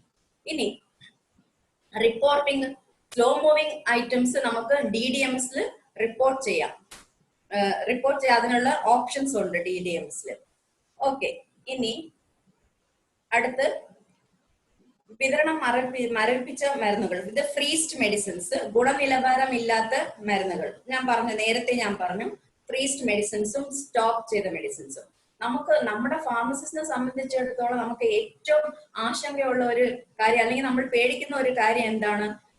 പോയി കിടന്നാലും നമുക്ക് ഉറക്കം വരാത്ത എന്താണ്? നമ്മുടെ സ്റ്റോക്കിലിരിക്കുന്ന ഏതെങ്കിലും മെഡിസിൻസ് ഫ്രീസ് ആയോ? നമ്മൾ എല്ലാ ദിവസവും DDMS ഓപ്പൺ ചെയ്യുമ്പോൾ ആദ്യം ഞാൻ നോക്കുന്നത് ഫ്രീസ്ഡ് സ്റ്റോപ്ഡ് ഐറ്റംസ് ആണ്. ഏതെങ്കിലും ഐറ്റം സ്റ്റോപ്പ് ആയിട്ടുണ്ടോ അല്ലെങ്കിൽ ഫ്രീസ് ആയിട്ടുണ്ടോ?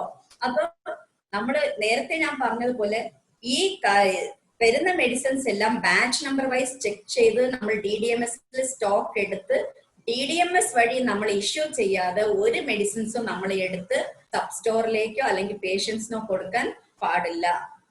ഇതിനിടയ്ക്ക് ഈ മെഡിസിൻസ് ഫ്രീസോ സ്റ്റോപ്പോ ആയാൽ നമുക്കത് റീപ്ലേസ് ചെയ്യാൻ പറ്റൂല. അപ്പൊ അതിന്റെ റെസ്പോൺസിബിലിറ്റി ഫാർമസിസ്റ്റിനായിരിക്കും. അതുകൊണ്ട് നമ്മൾ അത് വളരെ ശ്രദ്ധിക്കേണ്ട ഒരു കാര്യമാണ്. ഇനി DDMS, online drug distribution management system. DDMS വന്നതോടെ നമുക്ക് എന്തായാലും എഴുത്ത് എല്ലാം വളരെ കുറഞ്ഞു. അല്ലെങ്കിൽ നമ്മൾ ഓരോ ഐറ്റമും സ്റ്റോക്ക് രജിസ്റ്ററിൽ എടുത്ത് ഓരോ ഐറ്റമും ഇങ്ങനെ എഴുതി പോകണം. പക്ഷെ DDMS വന്നു കഴിഞ്ഞപ്പോൾ നമുക്ക് ഒറ്റ ക്ലിക്കിൽ തന്നെ എല്ലാ കാര്യവും നമുക്ക് ചെയ്യാൻ പറ്റും. അതുകൊണ്ട് DDMS വളരെ ഈസിയാണ്. പക്ഷെ ഇപ്പൊ മിക്കവാറും 90% മിക്കവാറും എല്ലാ ഇൻസ്റ്റിറ്റ്യൂഷൻസും DDMSലേക്ക് ആയി കഴിഞ്ഞു. ഇപ്പൊ ഫസ്റ്റ് എക്സ്പയറി ഫസ്റ്റ് ഔട്ട്, നമുക്കതിൽ DDMSന് തന്നെ ഒരു മണിക്കൂർ അല്ലെങ്കിൽ 2 മണിക്കൂർ പറഞ്ഞാലും തീരാത്ത കാര്യമാണ് DDMS. അപ്പൊ അതിൽ ഓരോ ഓപ്ഷൻസും ഉണ്ട്. നമുക്ക് ബാച്ച് നമ്പർ വൈസ് സെലക്ട് ചെയ്തിട്ട് ഇഷ്യൂ ചെയ്യാം. എല്ലാ ഓപ്ഷൻസും DDMS ഉണ്ട്. വളരെ യൂസർ ഫ്രണ്ട്ലി ആണ് DDMS. അപ്പൊ അതുകൊണ്ട് നമുക്ക് ഇതില് റാക്ക് അപ്ഡേഷൻ വളരെ ഇമ്പോർട്ടന്റ് ആണ്. നമ്മൾ പലപ്പോഴും ഇത് ഒരു ക്ലിക്ക് ചെയ്തിട്ട് ഈ റാക്ക് ഒന്നും അപ്ഡേറ്റ് ചെയ്യാതെ വെറുതെ നമ്മൾ കംപ്ലീറ്റ് കൊടുക്കാറുണ്ട്. പക്ഷെ അങ്ങനെയല്ല, റാക്ക് അപ്ഡേറ്റ് ചെയ്യുമ്പോൾ നമുക്ക് R1, R2, R3, R4, R5 അങ്ങനെ ഓരോ റാക്സും നമ്മൾ നമ്പർ ഇട്ട് കൊടുക്കാം. ഇപ്പൊ വന്ന സ്റ്റോക്ക് ഇനിയിപ്പോ അടുത്ത മാസം അല്ലെങ്കിൽ 2 മാസം കഴിഞ്ഞിട്ട് വരുന്ന സ്റ്റോക്ക് ഒരേ ഐറ്റംസ് ഉണ്ടെങ്കിൽ നമുക്ക് അവിടെ തന്നെ വെക്കണമെന്നില്ല. ആ ഐറ്റം വേറൊരു റാക്കിൽ വെക്കാം. അപ്പൊ റാക്ക് നമ്പർ കൊടുക്കുവാണെങ്കിൽ നമ്മൾ ഇഷ്യൂ ചെയ്യുമ്പോഴത്തേക്ക് വിത്ത് റാക്ക് നമ്പർ ആണ് നമുക്ക് ഇഷ്യൂ നോട്ടിൽ കിട്ടുന്നത്. അപ്പൊ അതനുസരിച്ച് നമുക്ക് വളരെ ഈസി ആയിട്ട് ഐഡന്റിഫൈ ചെയ്തിട്ട് ആ ഐറ്റം നമുക്ക് ഇഷ്യൂ ചെയ്യാൻ പറ്റും. അതുകൊണ്ട് റാക്ക് നമ്പർ വളരെ ഇമ്പോർട്ടന്റ് ആണ്. ഇനി നമ്മൾ ഫ്ലോറിലാണ് പ്ലാസ്റ്റിക് പെലറ്റ് വെച്ച് ഫ്ലോറിലാണ് വെക്കുന്നെങ്കിൽ F1 F2 നമുക്ക് നമ്പർ കൊടുക്കാം. അത് നമ്മുടെ ഡിസ്ക്രിപ്ഷൻ ആണ്, എന്താണ്, അല്ലെങ്കിൽ നമ്മുടെ പേര് കൊടുക്കാം, എന്ത് വേണമെങ്കിലും നമുക്ക് കൊടുക്കാം. അപ്പൊ നമുക്ക് എന്താണ് ഇഷ്ടം ആ നമ്പർ നമുക്ക് കൊടുത്തിട്ട് നമുക്ക് റാങ്ക് അപ്ഡേറ്റ് ചെയ്യാം. തീർച്ചയായിട്ടും അത് എല്ലാവരും ഫോളോ ചെയ്യണം എന്നാണ് എന്റെ ഒരു റിക്വസ്റ്റ്. പിന്നെ നമുക്ക് റാങ്ക് ഇപ്പം ഇന്ന് നമ്മൾ ചിലപ്പോൾ പാരസ്റ്റമോൾ റാങ്ക് 1-ലായിരിക്കും വെച്ചേക്കുന്നത്. നാളെ ചിലപ്പോൾ നമുക്ക് തോന്നും അതിനെടുത്ത് റാങ്ക് 5-ലോട്ട് മാറ്റാണ്. അത് നമ്മുടെ ഇഷ്ടം. അത് നമുക്ക് മാറ്റിയിട്ട് നമുക്ക് റാങ്ക് അപ്ഡേറ്റ് ചെയ്താൽ മതി, പ്രശ്നമൊന്നുമില്ല. ഇനി ഒരു ഐറ്റം തന്നെ ഒന്നിലധികം ബാച്ചുകൾ ഉണ്ടെങ്കിൽ അതും നമുക്ക് ഡിഫറെന്റ് റാങ്കിൽ വെക്കാം. അപ്പൊ നമുക്ക് ഐഡന്റിഫൈ ചെയ്യാൻ എളുപ്പമായിരിക്കും. പിന്നെ NAC എല്ലാവർക്കും അറിയാം. നമ്മൾ ലോക്കൽ പർച്ചേസ്, ഏത് ഐറ്റം ലോക്കൽ പർച്ചേസ് ചെയ്താലും നമുക്ക് NAC വളരെ ഇമ്പോർട്ടന്റ് ആണ്. ആദ്യ ഇൻസ്റ്റിറ്റ്യൂഷന്റെ NAC, അത് കഴിഞ്ഞിട്ട് നമുക്ക് KMCLന്റെ NAC വേണം. അതിന് നമുക്ക് DDMS വഴി NACക്ക് നമുക്ക് അപ്ലൈ ചെയ്യാം. അത് എല്ലാവരും ചെയ്യുന്ന കാര്യമാണ്, ഡീറ്റെയിൽ ആയിട്ട് പറയേണ്ട കാര്യമില്ല. അപ്പൊ NACക്ക് DDMS വഴി നമ്മൾ അപ്ലൈ ചെയ്യാം. പിന്നെ ആ NAC വിത്തിൻ 1 or 2 ഡേയ്സ് നമുക്ക് കിട്ടും. അത് ഡൗൺലോഡ് ചെയ്തിട്ട് അത് നമുക്ക് ഫയലിൽ വെച്ചിട്ട് നമുക്ക് പർച്ചേസ് ചെയ്യാം. ഇനി 180 ഡേയ്സിന് മുൻപ്, ഇത് വളരെ എളുപ്പമുള്ള ഒരു കാര്യമാണ്. നമുക്ക് DDMSന്റെ ഡാഷ്ബോർഡിൽ, DDMSന്റെ ഹോം പേജ് നമുക്ക് നോക്കുമ്പം ഇനി 180 ദിവസത്തിന് മുന്നേ, 6 മാസത്തിന് മുന്നേ വരെ സ്ലോ മൂവിങ് ആയിട്ടുള്ള ഐറ്റംസ് നമ്മുടെ ഹോം പേജിൽ ഡാഷ്ബോർഡിൽ വന്ന് കിടക്കും. അപ്പൊ നമുക്ക് അത് മറ്റുള്ള ഇൻസ്റ്റിറ്റ്യൂഷൻസിന് നമുക്ക് ഈ 6 മാസം കൊണ്ട് ഈ ഐറ്റം നമുക്ക് യൂസ് ചെയ്യാൻ പറ്റിയില്ലെങ്കിൽ, നമ്മുടെ ഇൻസ്റ്റിറ്റ്യൂഷനിൽ അത് യൂസ് ചെയ്യാൻ പറ്റിയില്ലെങ്കിൽ നമുക്കത് മറ്റുള്ള നീഡി ഇൻസ്റ്റിറ്റ്യൂഷൻസിന് ട്രാൻസ്ഫർ. അപ്പൊ നമുക്ക് വളരെ എളുപ്പത്തിൽ നമുക്ക് നമുക്ക് യൂട്ടിലൈസ് ചെയ്യാൻ പറ്റും. അത് വളരെ നല്ലൊരു കാര്യമാണ്. നേരത്തെ മുന്നേ തന്നെ നമുക്ക് എക്സ്പയറി ഡേറ്റ് ആവുന്നതിന് 6 മന്ത്സിന് മുന്നേ തന്നെ നമ്മുടെ DDMSന്റെ ഹോം പേജിൽ നമുക്ക് മെസ്സേജ് വരും. അടുത്ത് DDMS ചാർജ് കൈമാറ്റം ഞാൻ നേരത്തെ പറഞ്ഞു. യൂസർ കോഡും പാസ്വേഡും രേഖാമൂലം മാറണം. Relieving officer charge rated password മാറ്റിയിരിക്കണം. ഇനി ഹെൽത്ത്, ശരിക്കും പറഞ്ഞ FSCകളിലെല്ലാം മിക്കവാറും ഹെൽത്ത് കുറച്ച് ഇൻസ്റ്റിറ്റ്യൂഷൻസിലൊക്കെ വന്നു കഴിഞ്ഞു. ഹെൽത്ത് വളരെ നല്ല ഒരു സംഭവമാണ്. കാരണം ഹെൽത്തില് നമുക്ക് നമ്മുടെ രജിസ്റ്റേഴ്സ്, ഹെൽത്ത് കറക്റ്റ് ആയിട്ട് ഫ്ലോയിൽ വന്നു കഴിഞ്ഞാൽ നമ്മുടെ രജിസ്റ്റേഴ്സ് എല്ലാം നമുക്ക് ഒഴിവാക്കാൻ പറ്റും. നമുക്ക് പിന്നെ ഡിസ്പെൻസിങ് രജിസ്റ്റർ വേണ്ട, അക്കൗണ്ടബിൾ രജിസ്റ്റർ വേണ്ട, നോൺ അക്കൗണ്ടബിൾ രജിസ്റ്റർ മെയിൻറ്റെയിൻ ചെയ്യേണ്ട, എല്ലാം നമുക്ക് ഹെൽത്തിൽ രജിസ്റ്റേർഡ് ആവും. ഹെൽത്തിൽ എന്താ, ഇപ്പൊ ഒരു പേഷ്യന്റ് വരുമ്പോഴത്തേക്കും UHID നമ്പർ, മൊബൈൽ നമ്പർ പറഞ്ഞു കൊടുത്താൽ മതി. UHID അവരുടെ പേരും വയസ്സും ബാക്കി ഡീറ്റെയിൽസും അഡ്രസ്സും എല്ലാം വരും. അപ്പോ ഒരു കാർഡ് കൊടുക്കും. അതനുസരിച്ചിട്ട് ഹെൽത്ത് വഴി നമുക്ക് ഡോക്ടറെ അടുത്ത്, ഈ പേഷ്യന്റ് ഡോക്ടറെ അടുത്ത് പോകുമ്പോൾ അവിടെ എല്ലാം ടോക്കൺ സിസ്റ്റം ആണ്. ഡോക്ടറെ അടുത്ത് പോയി കഴിയുമ്പോഴത്തേക്ക് ഡോക്ടർക്ക് അറിയാൻ പറ്റും ഫാർമസിയിൽ എന്തൊക്കെയാണ് സ്റ്റോക്ക് ഉള്ളത്, സ്റ്റോറിൽ ഏതൊക്കെ മെഡിസിൻസ് ആണ് സ്റ്റോക്ക് ഉള്ളത്. സ്റ്റോറിൽ സ്റ്റോക്ക് ഇല്ലാത്ത മെഡിസിൻസ് ഡോക്ടറിന്റെ കമ്പ്യൂട്ടറിൽ റെഡ് അലേർട്ട് കൊടുക്കും. അപ്പൊ ആ മെഡിസിൻ ഡോക്ടർ അത് പ്രിസ്ക്രൈബ് ചെയ്യൂല. നമുക്ക് ഈ മെഡിസിൻ ഇവിടെ ഇല്ല, തീർന്നു പോയി എന്ന് പറയേണ്ട ആവശ്യം ഫാർമസിസ്റ്റിന് വരുന്നില്ല. കാരണം ഉള്ള മെഡിസിൻ മാത്രമേ ഡോക്ടർക്ക് പ്രിസ്ക്രൈബ് ചെയ്യാൻ പറ്റുള്ളൂ. അപ്പൊ സ്റ്റോറിൽ എന്താണ് അവൈലബിൾ ആയിട്ടുള്ളത്, എന്താണ് നോൺ അവൈലബിൾ ആയിട്ടുള്ളതെന്ന് വെച്ചാൽ നോൺ അവൈലബിൾ ആയിട്ടുള്ള ഐറ്റംസ് എല്ലാം റെഡ് അലേർട്ട് കാണിക്കും. അപ്പൊ അത് വളരെ ഈസിയാണ്. ഇനി ഡോക്ടറുടെ അടുത്ത് നിന്നും പേഷ്യന്റ് അടുത്ത് ഒരു ഫാർമസിയിൽ വരുന്നതിന് മുമ്പ് തന്നെ ഫാർമസിസ്റ്റിന് ആ പേഷ്യന്റിന്റെ ഡീറ്റെയിൽസ് എല്ലാം നമ്മുടെ സിസ്റ്റത്തിൽ കാണാം. അവർക്ക് ഏതൊക്കെ മെഡിസിൻ പ്രിസ്ക്രൈബ് ചെയ്തു എന്നുള്ളതും നമുക്ക് സിസ്റ്റത്തിൽ കാണാം. പേഷ്യന്റ് വരുന്നതിന് മുമ്പ് തന്നെ നമുക്ക് മെഡിസിൻസ് എല്ലാം എടുത്ത് കവറിലാക്കി ഫിൽ ചെയ്ത് വെക്കാനുള്ള ഒരു വളരെ ഈസി ആയിട്ടുള്ള ഒരു കാര്യമാണ് ഹെൽത്ത് ഇംപ്ലിമെന്റ് ചെയ്താൽ വളരെ നല്ലതാണ്.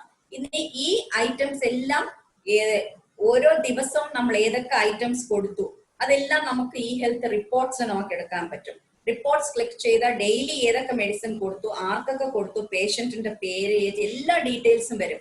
നമുക്കിപ്പോ മോക്സ്ക്ലാവ് നമ്മൾ എത്ര എണ്ണം കൊടുത്തു, ഇൻസുലിൻ എത്ര വയൽ കൊടുത്തു, ഇതെല്ലാം നമുക്ക് ഒറ്റ ക്ലിക്കിൽ ഒരു റിപ്പോർട്ട് നമുക്ക് ജനറേറ്റ് ചെയ്താൽ ഈ ഡീറ്റെയിൽസ് ഒക്കെ വരും. അതുകൊണ്ട് നമുക്ക് സെപ്പറേറ്റ് ആയിട്ട് അക്കൗണ്ടബിൾ രജിസ്റ്ററോ കോസ്റ്റ്ലി രജിസ്റ്ററോ ഒന്നും നമുക്ക് മെയിൻറ്റെയിൻ ചെയ്യേണ്ട ആവശ്യം വരുന്നില്ല. ഡിസ്പെൻസിങ് രജിസ്റ്ററും വേണ്ട. ബിക്കോസ് എത്ര പേഷ്യൻസിനാണ് നമ്മൾ ഡിസ്പെൻസ് ചെയ്യുന്നതെന്നുള്ള എല്ലാം ഈ ഹെൽത്തില് അത് റെക്കോർഡ്സ് ഒക്കെ വരും. ഇനി ഇതിൽ വേറൊരു കാര്യം എന്ന് വെച്ചാൽ ഓരോ ഫാർമസിസ്റ്റിനും ഓരോ കമ്പ്യൂട്ടർ ആയിരിക്കും. കാരണം നമ്മൾ ഓരോരുത്തരും ഡിസ്പെൻസ് ചെയ്യുന്ന ഫാർമസിസ്റ്റ് നമ്മുടെ പെൻ നമ്പർ ഉപയോഗിച്ചാണ്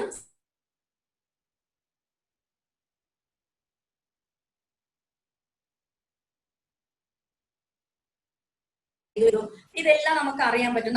നമ്മുടെ പെൻ നമ്പർ യൂസ് ചെയ്താണ് നമ്മൾ സൈൻ ഇൻ ചെയ്യേണ്ടത്. അപ്പൊ വേറൊരാൾക്ക് വേണ്ടി തീർച്ചയായിട്ടും മറ്റൊരാള് ഇത് ചെയ്യില്ല.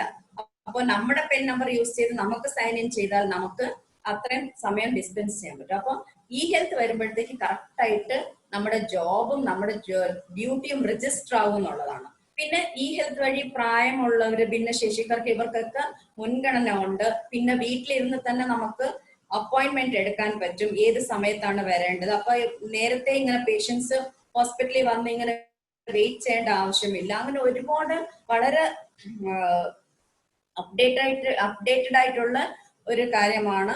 നമുക്ക് ഇപ്പൊ തന്നെ ആനുവൽ ഇൻഡന്റ് നമുക്ക് തയ്യാറാക്കുന്നത് വളരെ എളുപ്പമാണ് ഈ ഡാറ്റാസ് വെച്ചിട്ട്. അപ്പൊ അതുകൊണ്ട് ഈ ഹെൽത്ത് എത്രയും പെട്ടെന്ന് എല്ലാ ഇൻസ്റ്റിറ്റ്യൂഷനിലും വരണേന്നാണ് എന്റെ പ്രാർത്ഥന.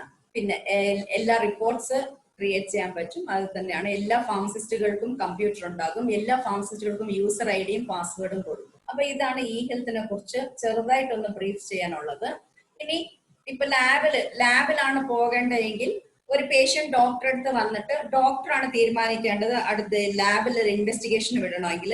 പേഷ്യന്റ് ലാബിൽ പോകുന്നതിന് മുൻപ് തന്നെ ലാബ് ടെക്നീഷ്യൻ അറിയാൻ പറ്റും ഈ പേഷ്യന്റിന് ഏതൊക്കെ ടെസ്റ്റ് ആണ് ചെയ്യേണ്ടത്, അതെല്ലാ ഡീറ്റെയിൽസും അവിടെ വരും. ഇനി സ്റ്റാഫ് നഴ്സിന്റെ അടുത്ത് പോയി ഇഞ്ചക്ഷൻ ചെയ്യണമെങ്കിൽ സ്റ്റാഫ് നഴ്സിന്റെ സിസ്റ്റത്തിൽ വരും ഏത് ഇഞ്ചക്ഷൻ ആണ് ഈ പേഷ്യന്റിന് കൊടുക്കേണ്ടത്, എല്ലാ ഡീറ്റെയിൽസ് വരും. അപ്പൊ ഇത് വളരെ ഈസി ആയിട്ടുള്ള ഒരു സംഭവമാണ് ഫോളോ അപ്പ് ചെയ്യാനും. ഇപ്പൊ നമ്മൾ ഇവിടെ നിന്ന് റെഫർ ചെയ്ത് നമ്മുടെ ഇൻസ്റ്റിറ്റ്യൂഷനെ റെഫർ ചെയ്ത് വേറൊരു ഇൻസ്റ്റിറ്റ്യൂഷനിലേക്ക് മെഡിക്കൽ കോളേജിലോ ജനറൽ ഹോസ്പിറ്റലിലോ എവിടെയെങ്കിലും റെഫർ ചെയ്യുവാണെങ്കിലും അത് ഫോളോ അപ്പ് ചെയ്യാനും വളരെ ഈസിയാണ്. അപ്പൊ എല്ലാം കൊണ്ടും ഈ ഹെൽത്ത് വളരെ നല്ലൊരു കാര്യമാണ്. അത് എത്രയും പെട്ടെന്ന് ഫുൾ സ്വിംഗിൽ എല്ലായിടത്തും വരട്ടെ എന്ന് നമുക്ക് ആഗ്രഹിക്കാം. ഇനി ഇത് കാണിക്കുന്നത് ഒരു ടിപ്പിക്കൽ പ്ലാൻ ആണ്. ഫാർമസി ആൻഡ് ഡ്രഗ് സ്റ്റോർ, ഒരു ഫാമിലി ഹെൽത്ത് സെന്ററിന്റെ ഒരു ടിപ്പിക്കൽ സ്റ്റോർ ആണ്.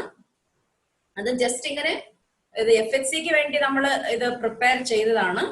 ഇതിന് സെപ്പറേറ്റ് ആയിട്ട് ഒരു medicine store, surgical store, chemical store നമ്മൾ ഡിസൈൻ ചെയ്തിട്ടുണ്ട്. കെമിക്കൽ സ്റ്റോർ ഈ മെയിൻ ബിൽഡിംഗിന്റെ ഔട്ട്സൈഡ് ആണ് ഡോറ്. അത് നമുക്ക് ഇത് ഫിഗറിൽ കാണാം. പിന്നെ വെയിറ്റിംഗ് ഏരിയ ഉണ്ട്. വെയിറ്റിംഗ് ഏരിയയിൽ TV, പിന്നെ കുടിക്കാൻ വെള്ളം, അങ്ങനത്തെ ഇപ്പോഴത്തെ എല്ലാ FHCയിലും ഈ സംഭവങ്ങളെല്ലാം ഉണ്ട്. അപ്പൊ ഓക്കെ, ഇന്നത്തേക്ക് നമുക്ക് ഈ സെഷൻ വൈൻഡ് അപ്പ് ചെയ്യാം. Thank you all. Thank you. Thanks a ലോട്ട്.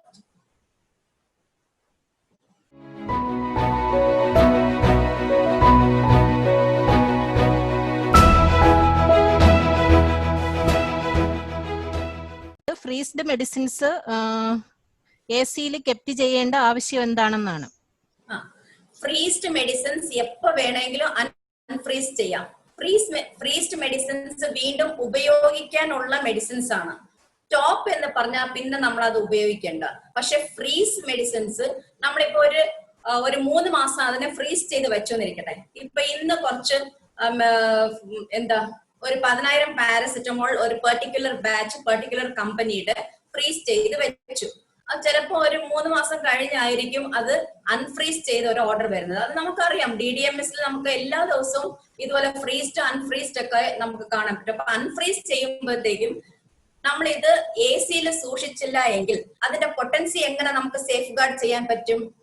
അപ്പൊ നമ്മളിത് വീണ്ടും ഉപയോഗിക്കണമെങ്കിൽ അത് നമ്മൾ പൊട്ടൻസി മെയിൻറ്റെയിൻ ചെയ്യണ്ടേ, അത് സേഫ് ആയിട്ട് സൂക്ഷിക്കണ്ടേ? അതുകൊണ്ട് AC-യിൽ തന്നെയാണ് ഫ്രീസ്ഡ് മെഡിസിൻസ് സൂക്ഷിക്കേണ്ടത്. How can we issue stocks, computer and furniture to office? They do not have any Indian book. അതൊരു ചോദ്യമായിരുന്നു. ഞാൻ പറഞ്ഞതുപോലെ ഓഫീസും സബ് സ്റ്റോർ കസ്റ്റോഡിയനിലും ഒരാളാണ്. ഓഫീസിലും നമ്മൾ സബ് സ്റ്റോക്ക് മെയിൻറ്റെയിൻ ചെയ്യണം. നമ്മൾ ഇഷ്യൂ ചെയ്യുന്ന ഫർണിച്ചേഴ്സ് ഓഫീസിൽ സബ് സ്റ്റോക്ക് എടുക്കണം. പിന്നെ ഇന്റന്റ് ബുക്കും വേണം. ഓഫീസിലെ ഇന്റന്റ് ബുക്ക് നമ്മുടെ സ്റ്റാഫ് നഴ്സസ് അല്ലെങ്കിൽ LHI വെക്കുന്ന പോലെ തന്നെ ഇന്റന്റ് ബുക്ക് വേണം. ബോർഡിലുള്ള ഇന്റന്റ് ബുക്കിനെ പോലെ സെയിം നമുക്ക് ഓഫീസിലും ഇന്റന്റ് ബുക്ക് വേണം. സബ് സ്റ്റോക്കും മെയിൻറ്റെയിൻ ചെയ്യണം ഓഫീസിൽ. ഇപ്പൊ നമ്മള് ടേബിൾ വന്നു, അല്ലെങ്കിൽ കമ്പ്യൂട്ടർ ടേബിൾ ചെയർ ഒക്കെ വന്നു, അത് നമ്മൾ ഓഫീസിന് ഇഷ്യൂ ചെയ്തു. ഇഷ്യൂ ചെയ്യുമ്പോഴത്തേക്കും ഓഫീസിൽ നിന്നും അവരുടെ ഇന്റന്റ് ബുക്കിൽ ഇന്റന്റും മേടിക്കണം. അതുപോലെ തന്നെ ഫർണിച്ചർ സ്റ്റോക്ക് ഓഫീസിൽ സബ് സ്റ്റോക്ക് മെയിൻറ്റെയിൻ ചെയ്യണം. അത് അവിടെ സ്റ്റോക്ക് എടുത്തിരിക്കണം. എന്നാൽ മാത്രമേ നമുക്ക് കണ്ടംനേഷനും പിന്നെ ബാക്കി കാര്യങ്ങൾക്ക് നമുക്കത് നോക്കി ചെയ്യാൻ പറ്റുള്ളൂ. പക്ഷെ തീർച്ചയായിട്ടും ഓഫീസും ഒരു സബ് സ്റ്റോർ കസ്റ്റോഡിയൻ തന്നെയാണ്. ഇപ്പൊ നമ്മൾ ഈ കോവിഡിന്റെ പശ്ചാത്തലത്തിൽ നമ്മള് മാസ്ക് സാനിറ്റൈസേഴ്സ് ഇതെല്ലാം നമ്മൾ ഓഫീസിന് ഇഷ്യൂ ചെയ്യാറുണ്ട്. അപ്പൊ അവിടെ ഇന്റന്റ് ബുക്ക് വേണം, അവർക്ക് സബ് സ്റ്റോക്ക് ബുക്കും വേണം, എസ്പെഷ്യലി ഫർണിച്ചേഴ്സ്. മാഡം, ഒരു ഡൗട്ട് ഉണ്ട്. ഇത് കോഴിക്കോട് ജില്ലയിൽ നെടുമംഗലത്ത് നിന്നാണ്. അതായത് പിന്നെ നമ്മൾ ഡൈക്ലോഫെനാക് സോഡിയം ബാച്ച് നമ്പർ സോൻസോ, അത് ജൂൺ 2019 എക്സ്പയറി ഡേറ്റ് കുറവാണ്. 6 days ആയിട്ട് അതിന്റെ എന്താണ് ചെയ്യേണ്ടത്? What are the actions we have to take?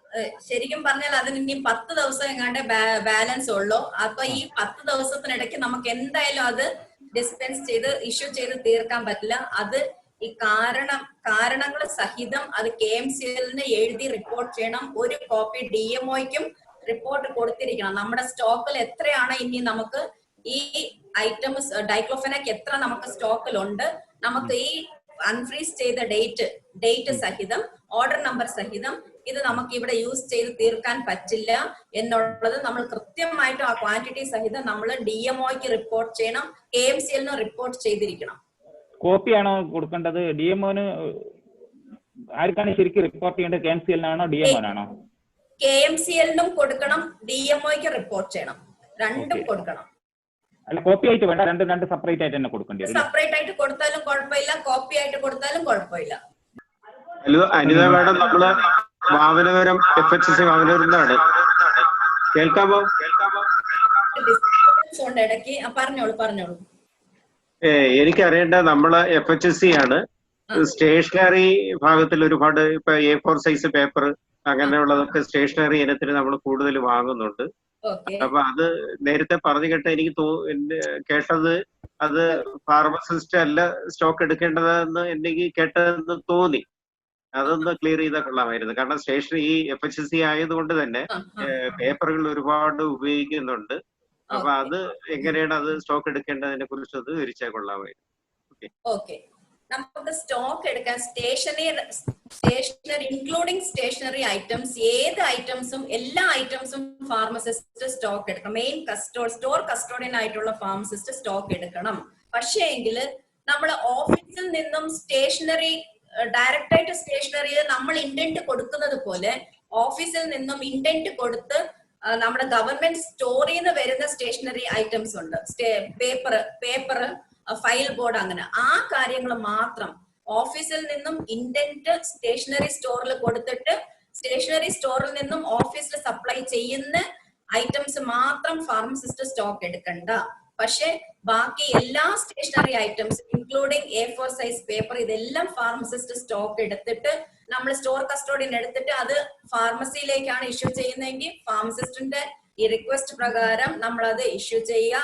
ഇനി സ്റ്റാഫ് നഴ്സിനാണ് വേണ്ടതെങ്കിൽ സ്റ്റാഫ് നഴ്സിന്റെ റിക്വസ്റ്റ് വാങ്ങിച്ചിട്ട് ഇഷ്യൂ ചെയ്യുക. ഇനി ഓഫീസിലാണ് നമുക്ക് വേണ്ടത്, ഓഫീസിനാണ് A4 സൈസ് പേപ്പർ നമ്മൾ കൊടുക്കേണ്ടതാണെങ്കിൽ അവരുടെ റിക്വസ്റ്റ് മേടിച്ചിട്ട് നമ്മൾ അവർക്കും ഇഷ്യൂ ചെയ്യാം. പക്ഷെ നമ്മളിപ്പോ KMCL മെഡിസിൻസ് പ്രൊക്യൂർ ചെയ്യുന്നത് പോലെ തന്നെ നമ്മൾ ഇന്റന്റ് കൊടുക്കുന്നു, KMCL മെഡിസിൻ നമുക്ക് സപ്ലൈ ചെയ്യുന്നു. അതുപോലെ തന്നെ ഓഫീസിൽ നിന്ന് ഇന്റന്റ് കൊടുക്കുന്നു, ഗവൺമെന്റ് സ്റ്റോറിൽ നിന്നും ഓഫീസിലേക്ക് കൊടുക്കുന്നു. ആ സാധനം മാത്രം നമ്മൾ ഇത് സ്റ്റോക്ക് എടുക്കണ്ട. ബാക്കി എല്ലാ ഐറ്റംസും ഫാർമസിസ്റ്റ് സ്റ്റോക്ക് എടുക്കണം. സ്റ്റോക്ക് എടുത്തിട്ട് ആർക്കാണ് നീഡി പേഴ്സൺ ആരാണ് അവർക്ക് കൊടുത്തിട്ട് നമുക്ക് ഇഷ്യൂ.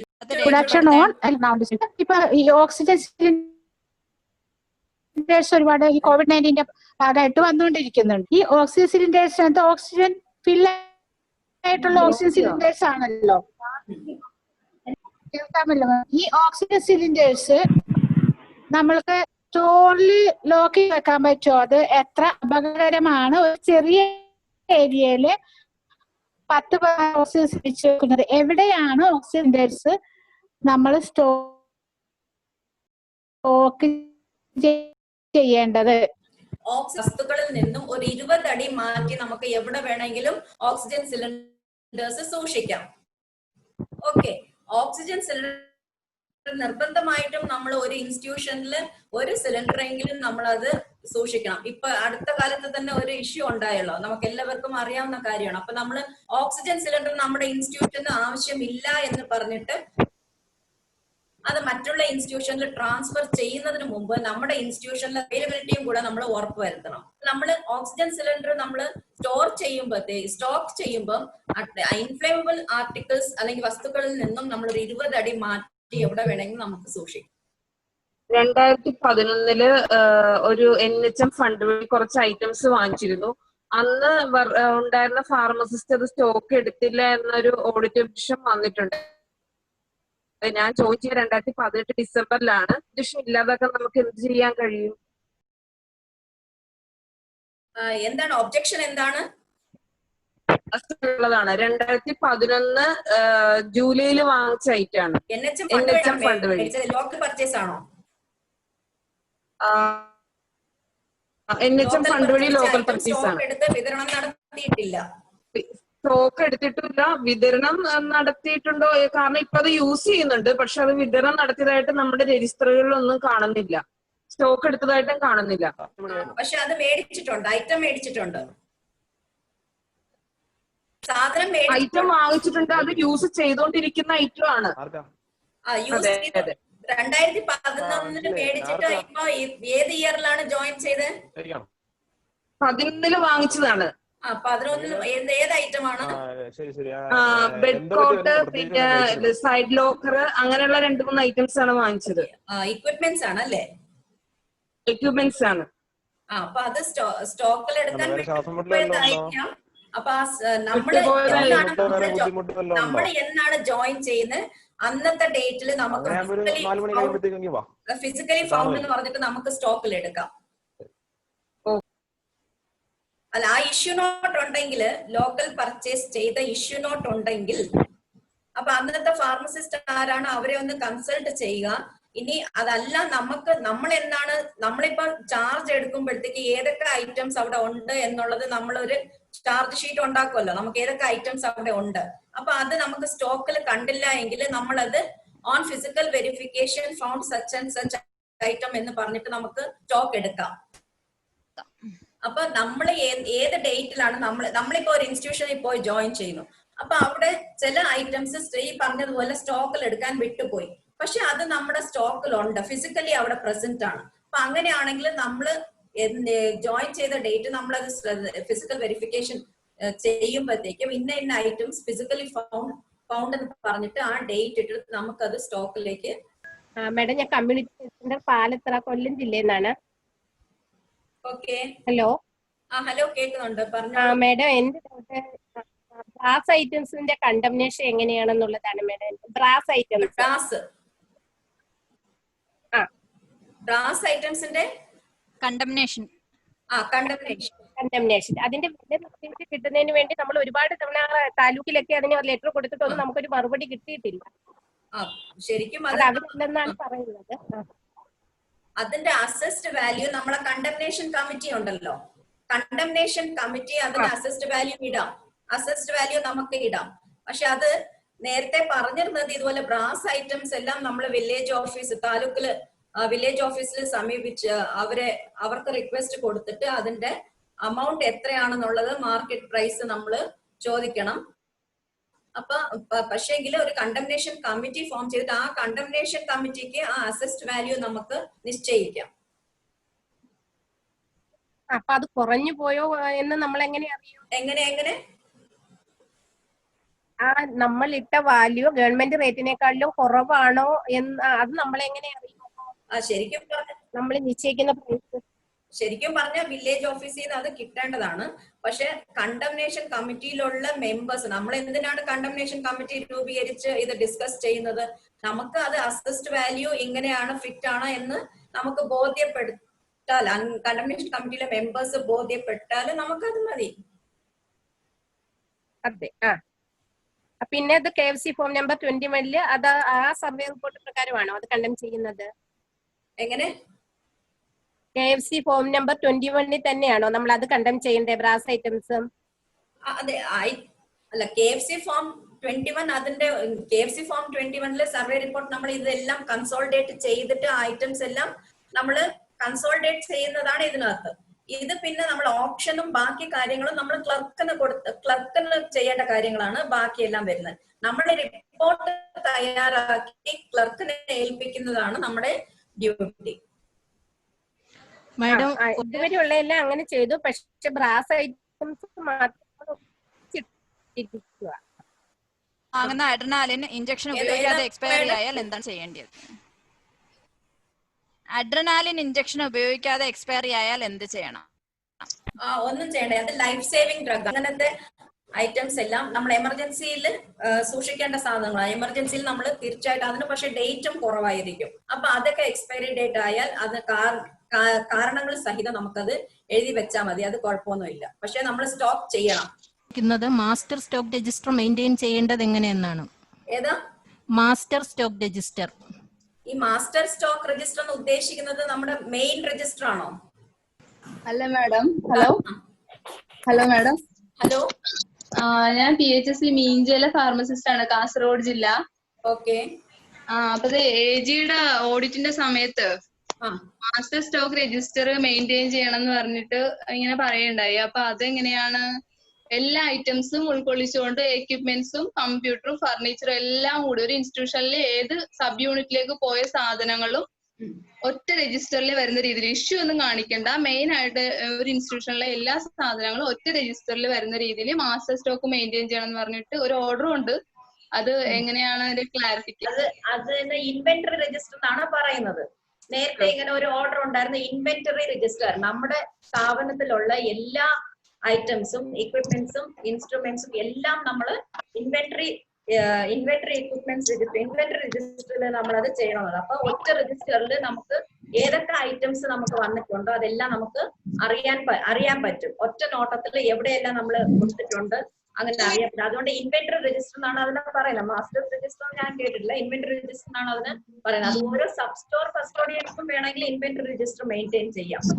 അപ്പൊ നമുക്ക് ആ ഒരൊറ്റ ബുക്ക് നോക്കുമ്പോൾ നമുക്ക് ഏതൊക്കെ ഇൻസ്ട്രുമെന്റ്സ് നമുക്ക് കയ്യിലുണ്ടെന്നെല്ലാം അറിയാൻ പറ്റും. പക്ഷെ ഇപ്പം DDMS ഇപ്പൊ മെഡിസിൻസ് മാത്രമേ ഉള്ളൂ. അപ്പൊ ഇൻസ്ട്രുമെന്റ്സും എക്വിപ്മെന്റ്സും നമുക്ക് DDMS ആയി കഴിഞ്ഞാൽ ഇപ്പൊ ഉടനെ DDMS ഇൻസ്ട്രുമെന്റ്സ് എക്വിപ്മെന്റ്സും കൂടെ ഇത് ചെയ്യേണ്ട സംവിധാനം വരും. അത് വന്നു കഴിഞ്ഞാൽ പിന്നെ നമുക്ക് ഈ സ്റ്റോക്ക് രജിസ്റ്ററിന്റെ ഒന്നും ആവശ്യമില്ല. ഇത് നോക്കുമ്പോൾ തന്നെ നമുക്കെല്ലാം അറിയാൻ പറ്റും.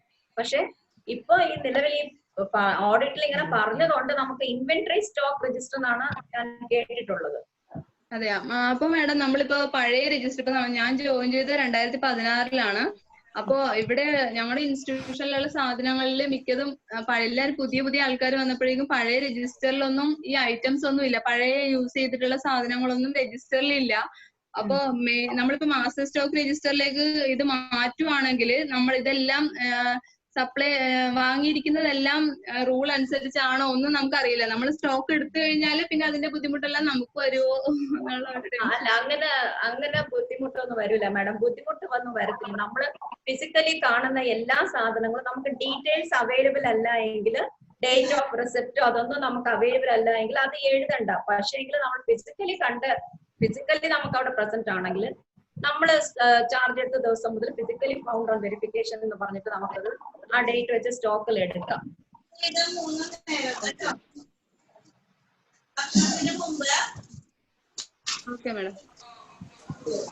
മാഡം, ഒരു ഡൗട്ട് ചോദിച്ചേക്കുന്നത് NQAS-മായി ബന്ധപ്പെട്ട് ഫാർമസിസ്റ്റ് മെയിൻറ്റെയിൻ ചെയ്യേണ്ട രജിസ്റ്ററുകൾ ഏതൊക്കെയാണെന്ന്. NQAS ആയിട്ട് ബന്ധപ്പെട്ട് അവര് തന്നെ ഒരു ലിസ്റ്റ് തരും. അപ്പൊ അതിനെ കുറിച്ച് ഡീറ്റെയിൽ ആയിട്ട് എനിക്ക് അറിഞ്ഞൂടാ. അവർ തന്നെ ഒരു ലിസ്റ്റ് തരും. അതനുസരിച്ചാണ് നമ്മൾ മെയിൻറ്റെയിൻ ചെയ്യേണ്ടത്. മാഡം, ഒരു കാര്യം, നമ്മളിപ്പോ മിനി PHCസിലെല്ലാം വരുന്ന ഐറ്റംസ്, അതായത് FW വാക്സിൻസ്, ഇവയെ സംബന്ധിച്ച് ബ്ലോക്ക് PHC മിനി PHC അല്ലെങ്കിൽ PHCക്ക് LHI ആണ് ഇഷ്യൂ ചെയ്യുന്നത്. അപ്പൊ അത് മിക്കവാറും ഫാർമസിസ്റ്റുകളുടെ കയ്യിൽ അതിന്റെ ഇഷ്യൂ മറ്റും കിട്ടാറില്ല. അപ്പൊ അത് എങ്ങനെയാണ് PHC പ്രകാരം ഒരു സ്റ്റോക്ക് രജിസ്റ്ററിൽ എൻട്രി ചെയ്തിട്ടാണ് കൊടുക്കേണ്ടത്? അതിനൊരു ക്ലാരിഫിക്കേഷൻ വേണം. ഇത് ശരിക്കും ഇത് ഒരു മിക്കവാറും PHCകൾ നേരിടുന്നതാണ്. പലപ്പോഴും നമ്മൾ ഇഷ്യൂനോട്ടോ ഒന്നും കിട്ടാറില്ല.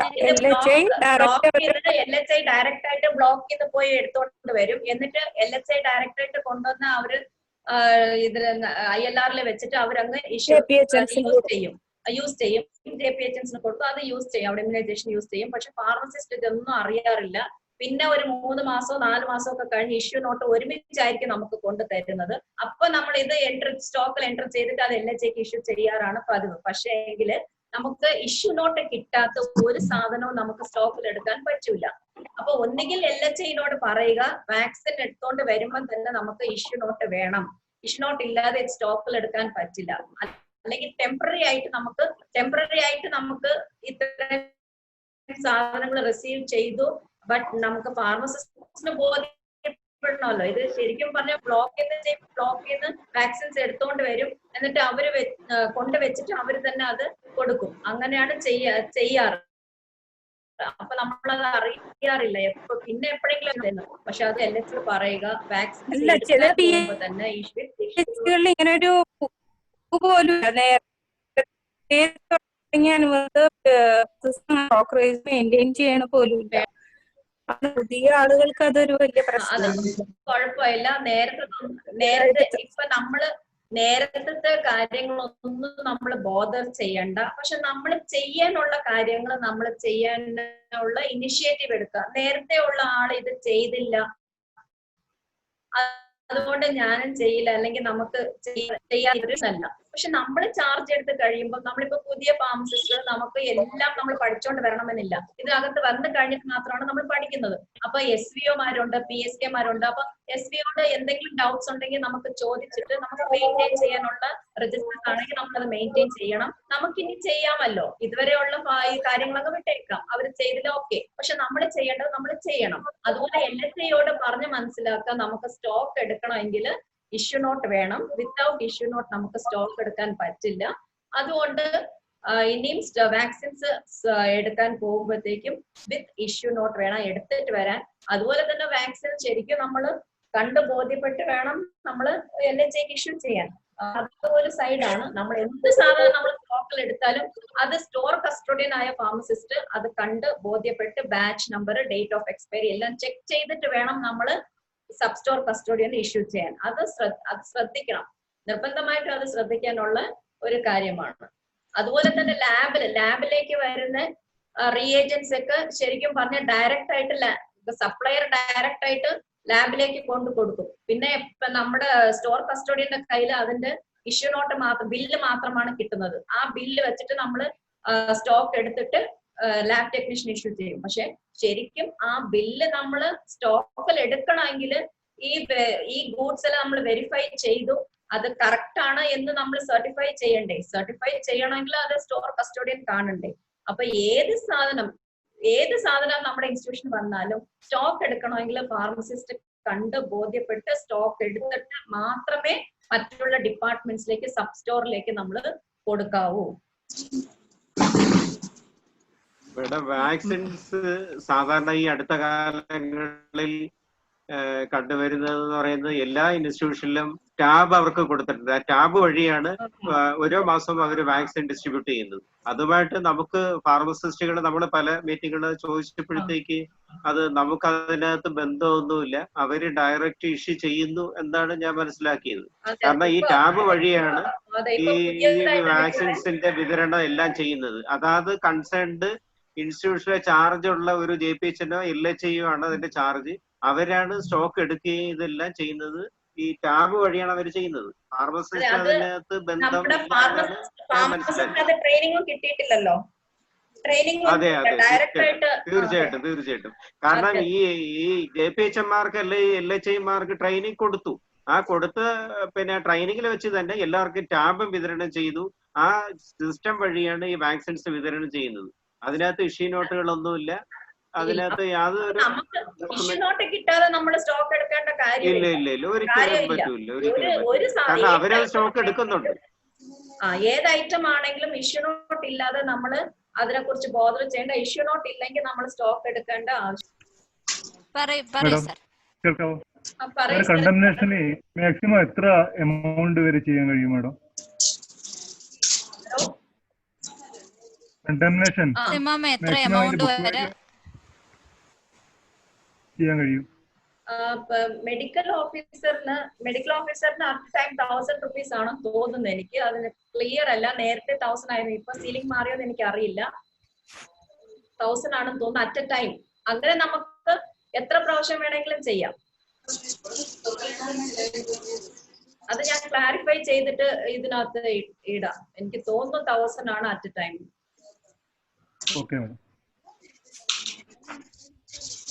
പ്രസന്റേഷൻ ഒന്ന് സെൻഡ് ചെയ്ത് തരണേ മാഡം. അത് എല്ലാവർക്കും ഒന്ന് അയച്ചു കൊടുത്തേക്കാം. ഇതിന്റെ അകത്ത് ഈ ഫീഡ്ബാക്ക് ഫോമിൽ മെയിൽ ID കറക്റ്റ് ആയിട്ട് എൻ്റർ ചെയ്യുന്നവർക്കെല്ലാം സർട്ടിഫിക്കറ്റും ഈ PPTയും അയച്ചെടുക്കാവുന്നതാണ്.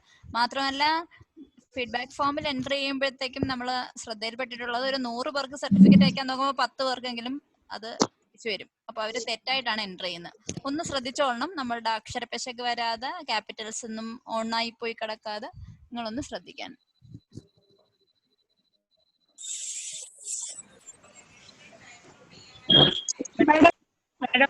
ഒരു ഡൗട്ട് മാഡം,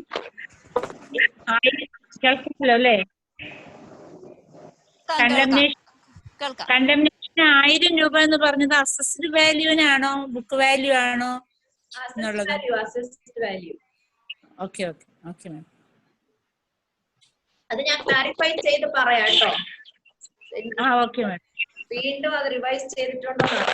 എത്ര പ്രാവശ്യം വേണമെങ്കിലും നമുക്ക് കണ്ടംനേഷൻ ചെയ്യാം. Good afternoon madam.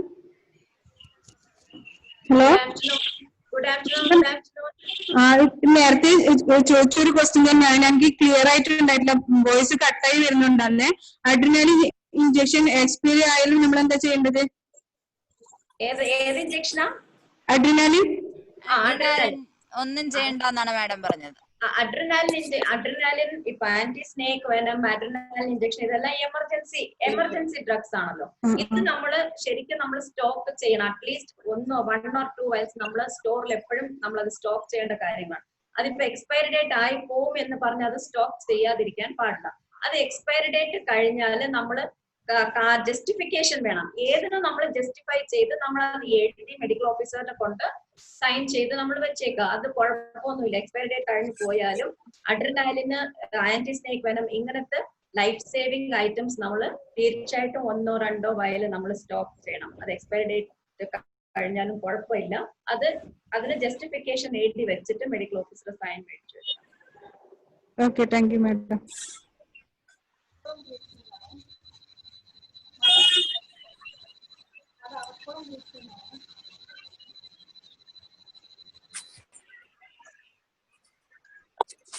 മാഡം, ഈ ഫ്ലഡില് ഡാമേജ് ആയിട്ടുള്ള എക്യുപ്മെന്റ്സിന്റെ കണ്ടംനേഷൻ.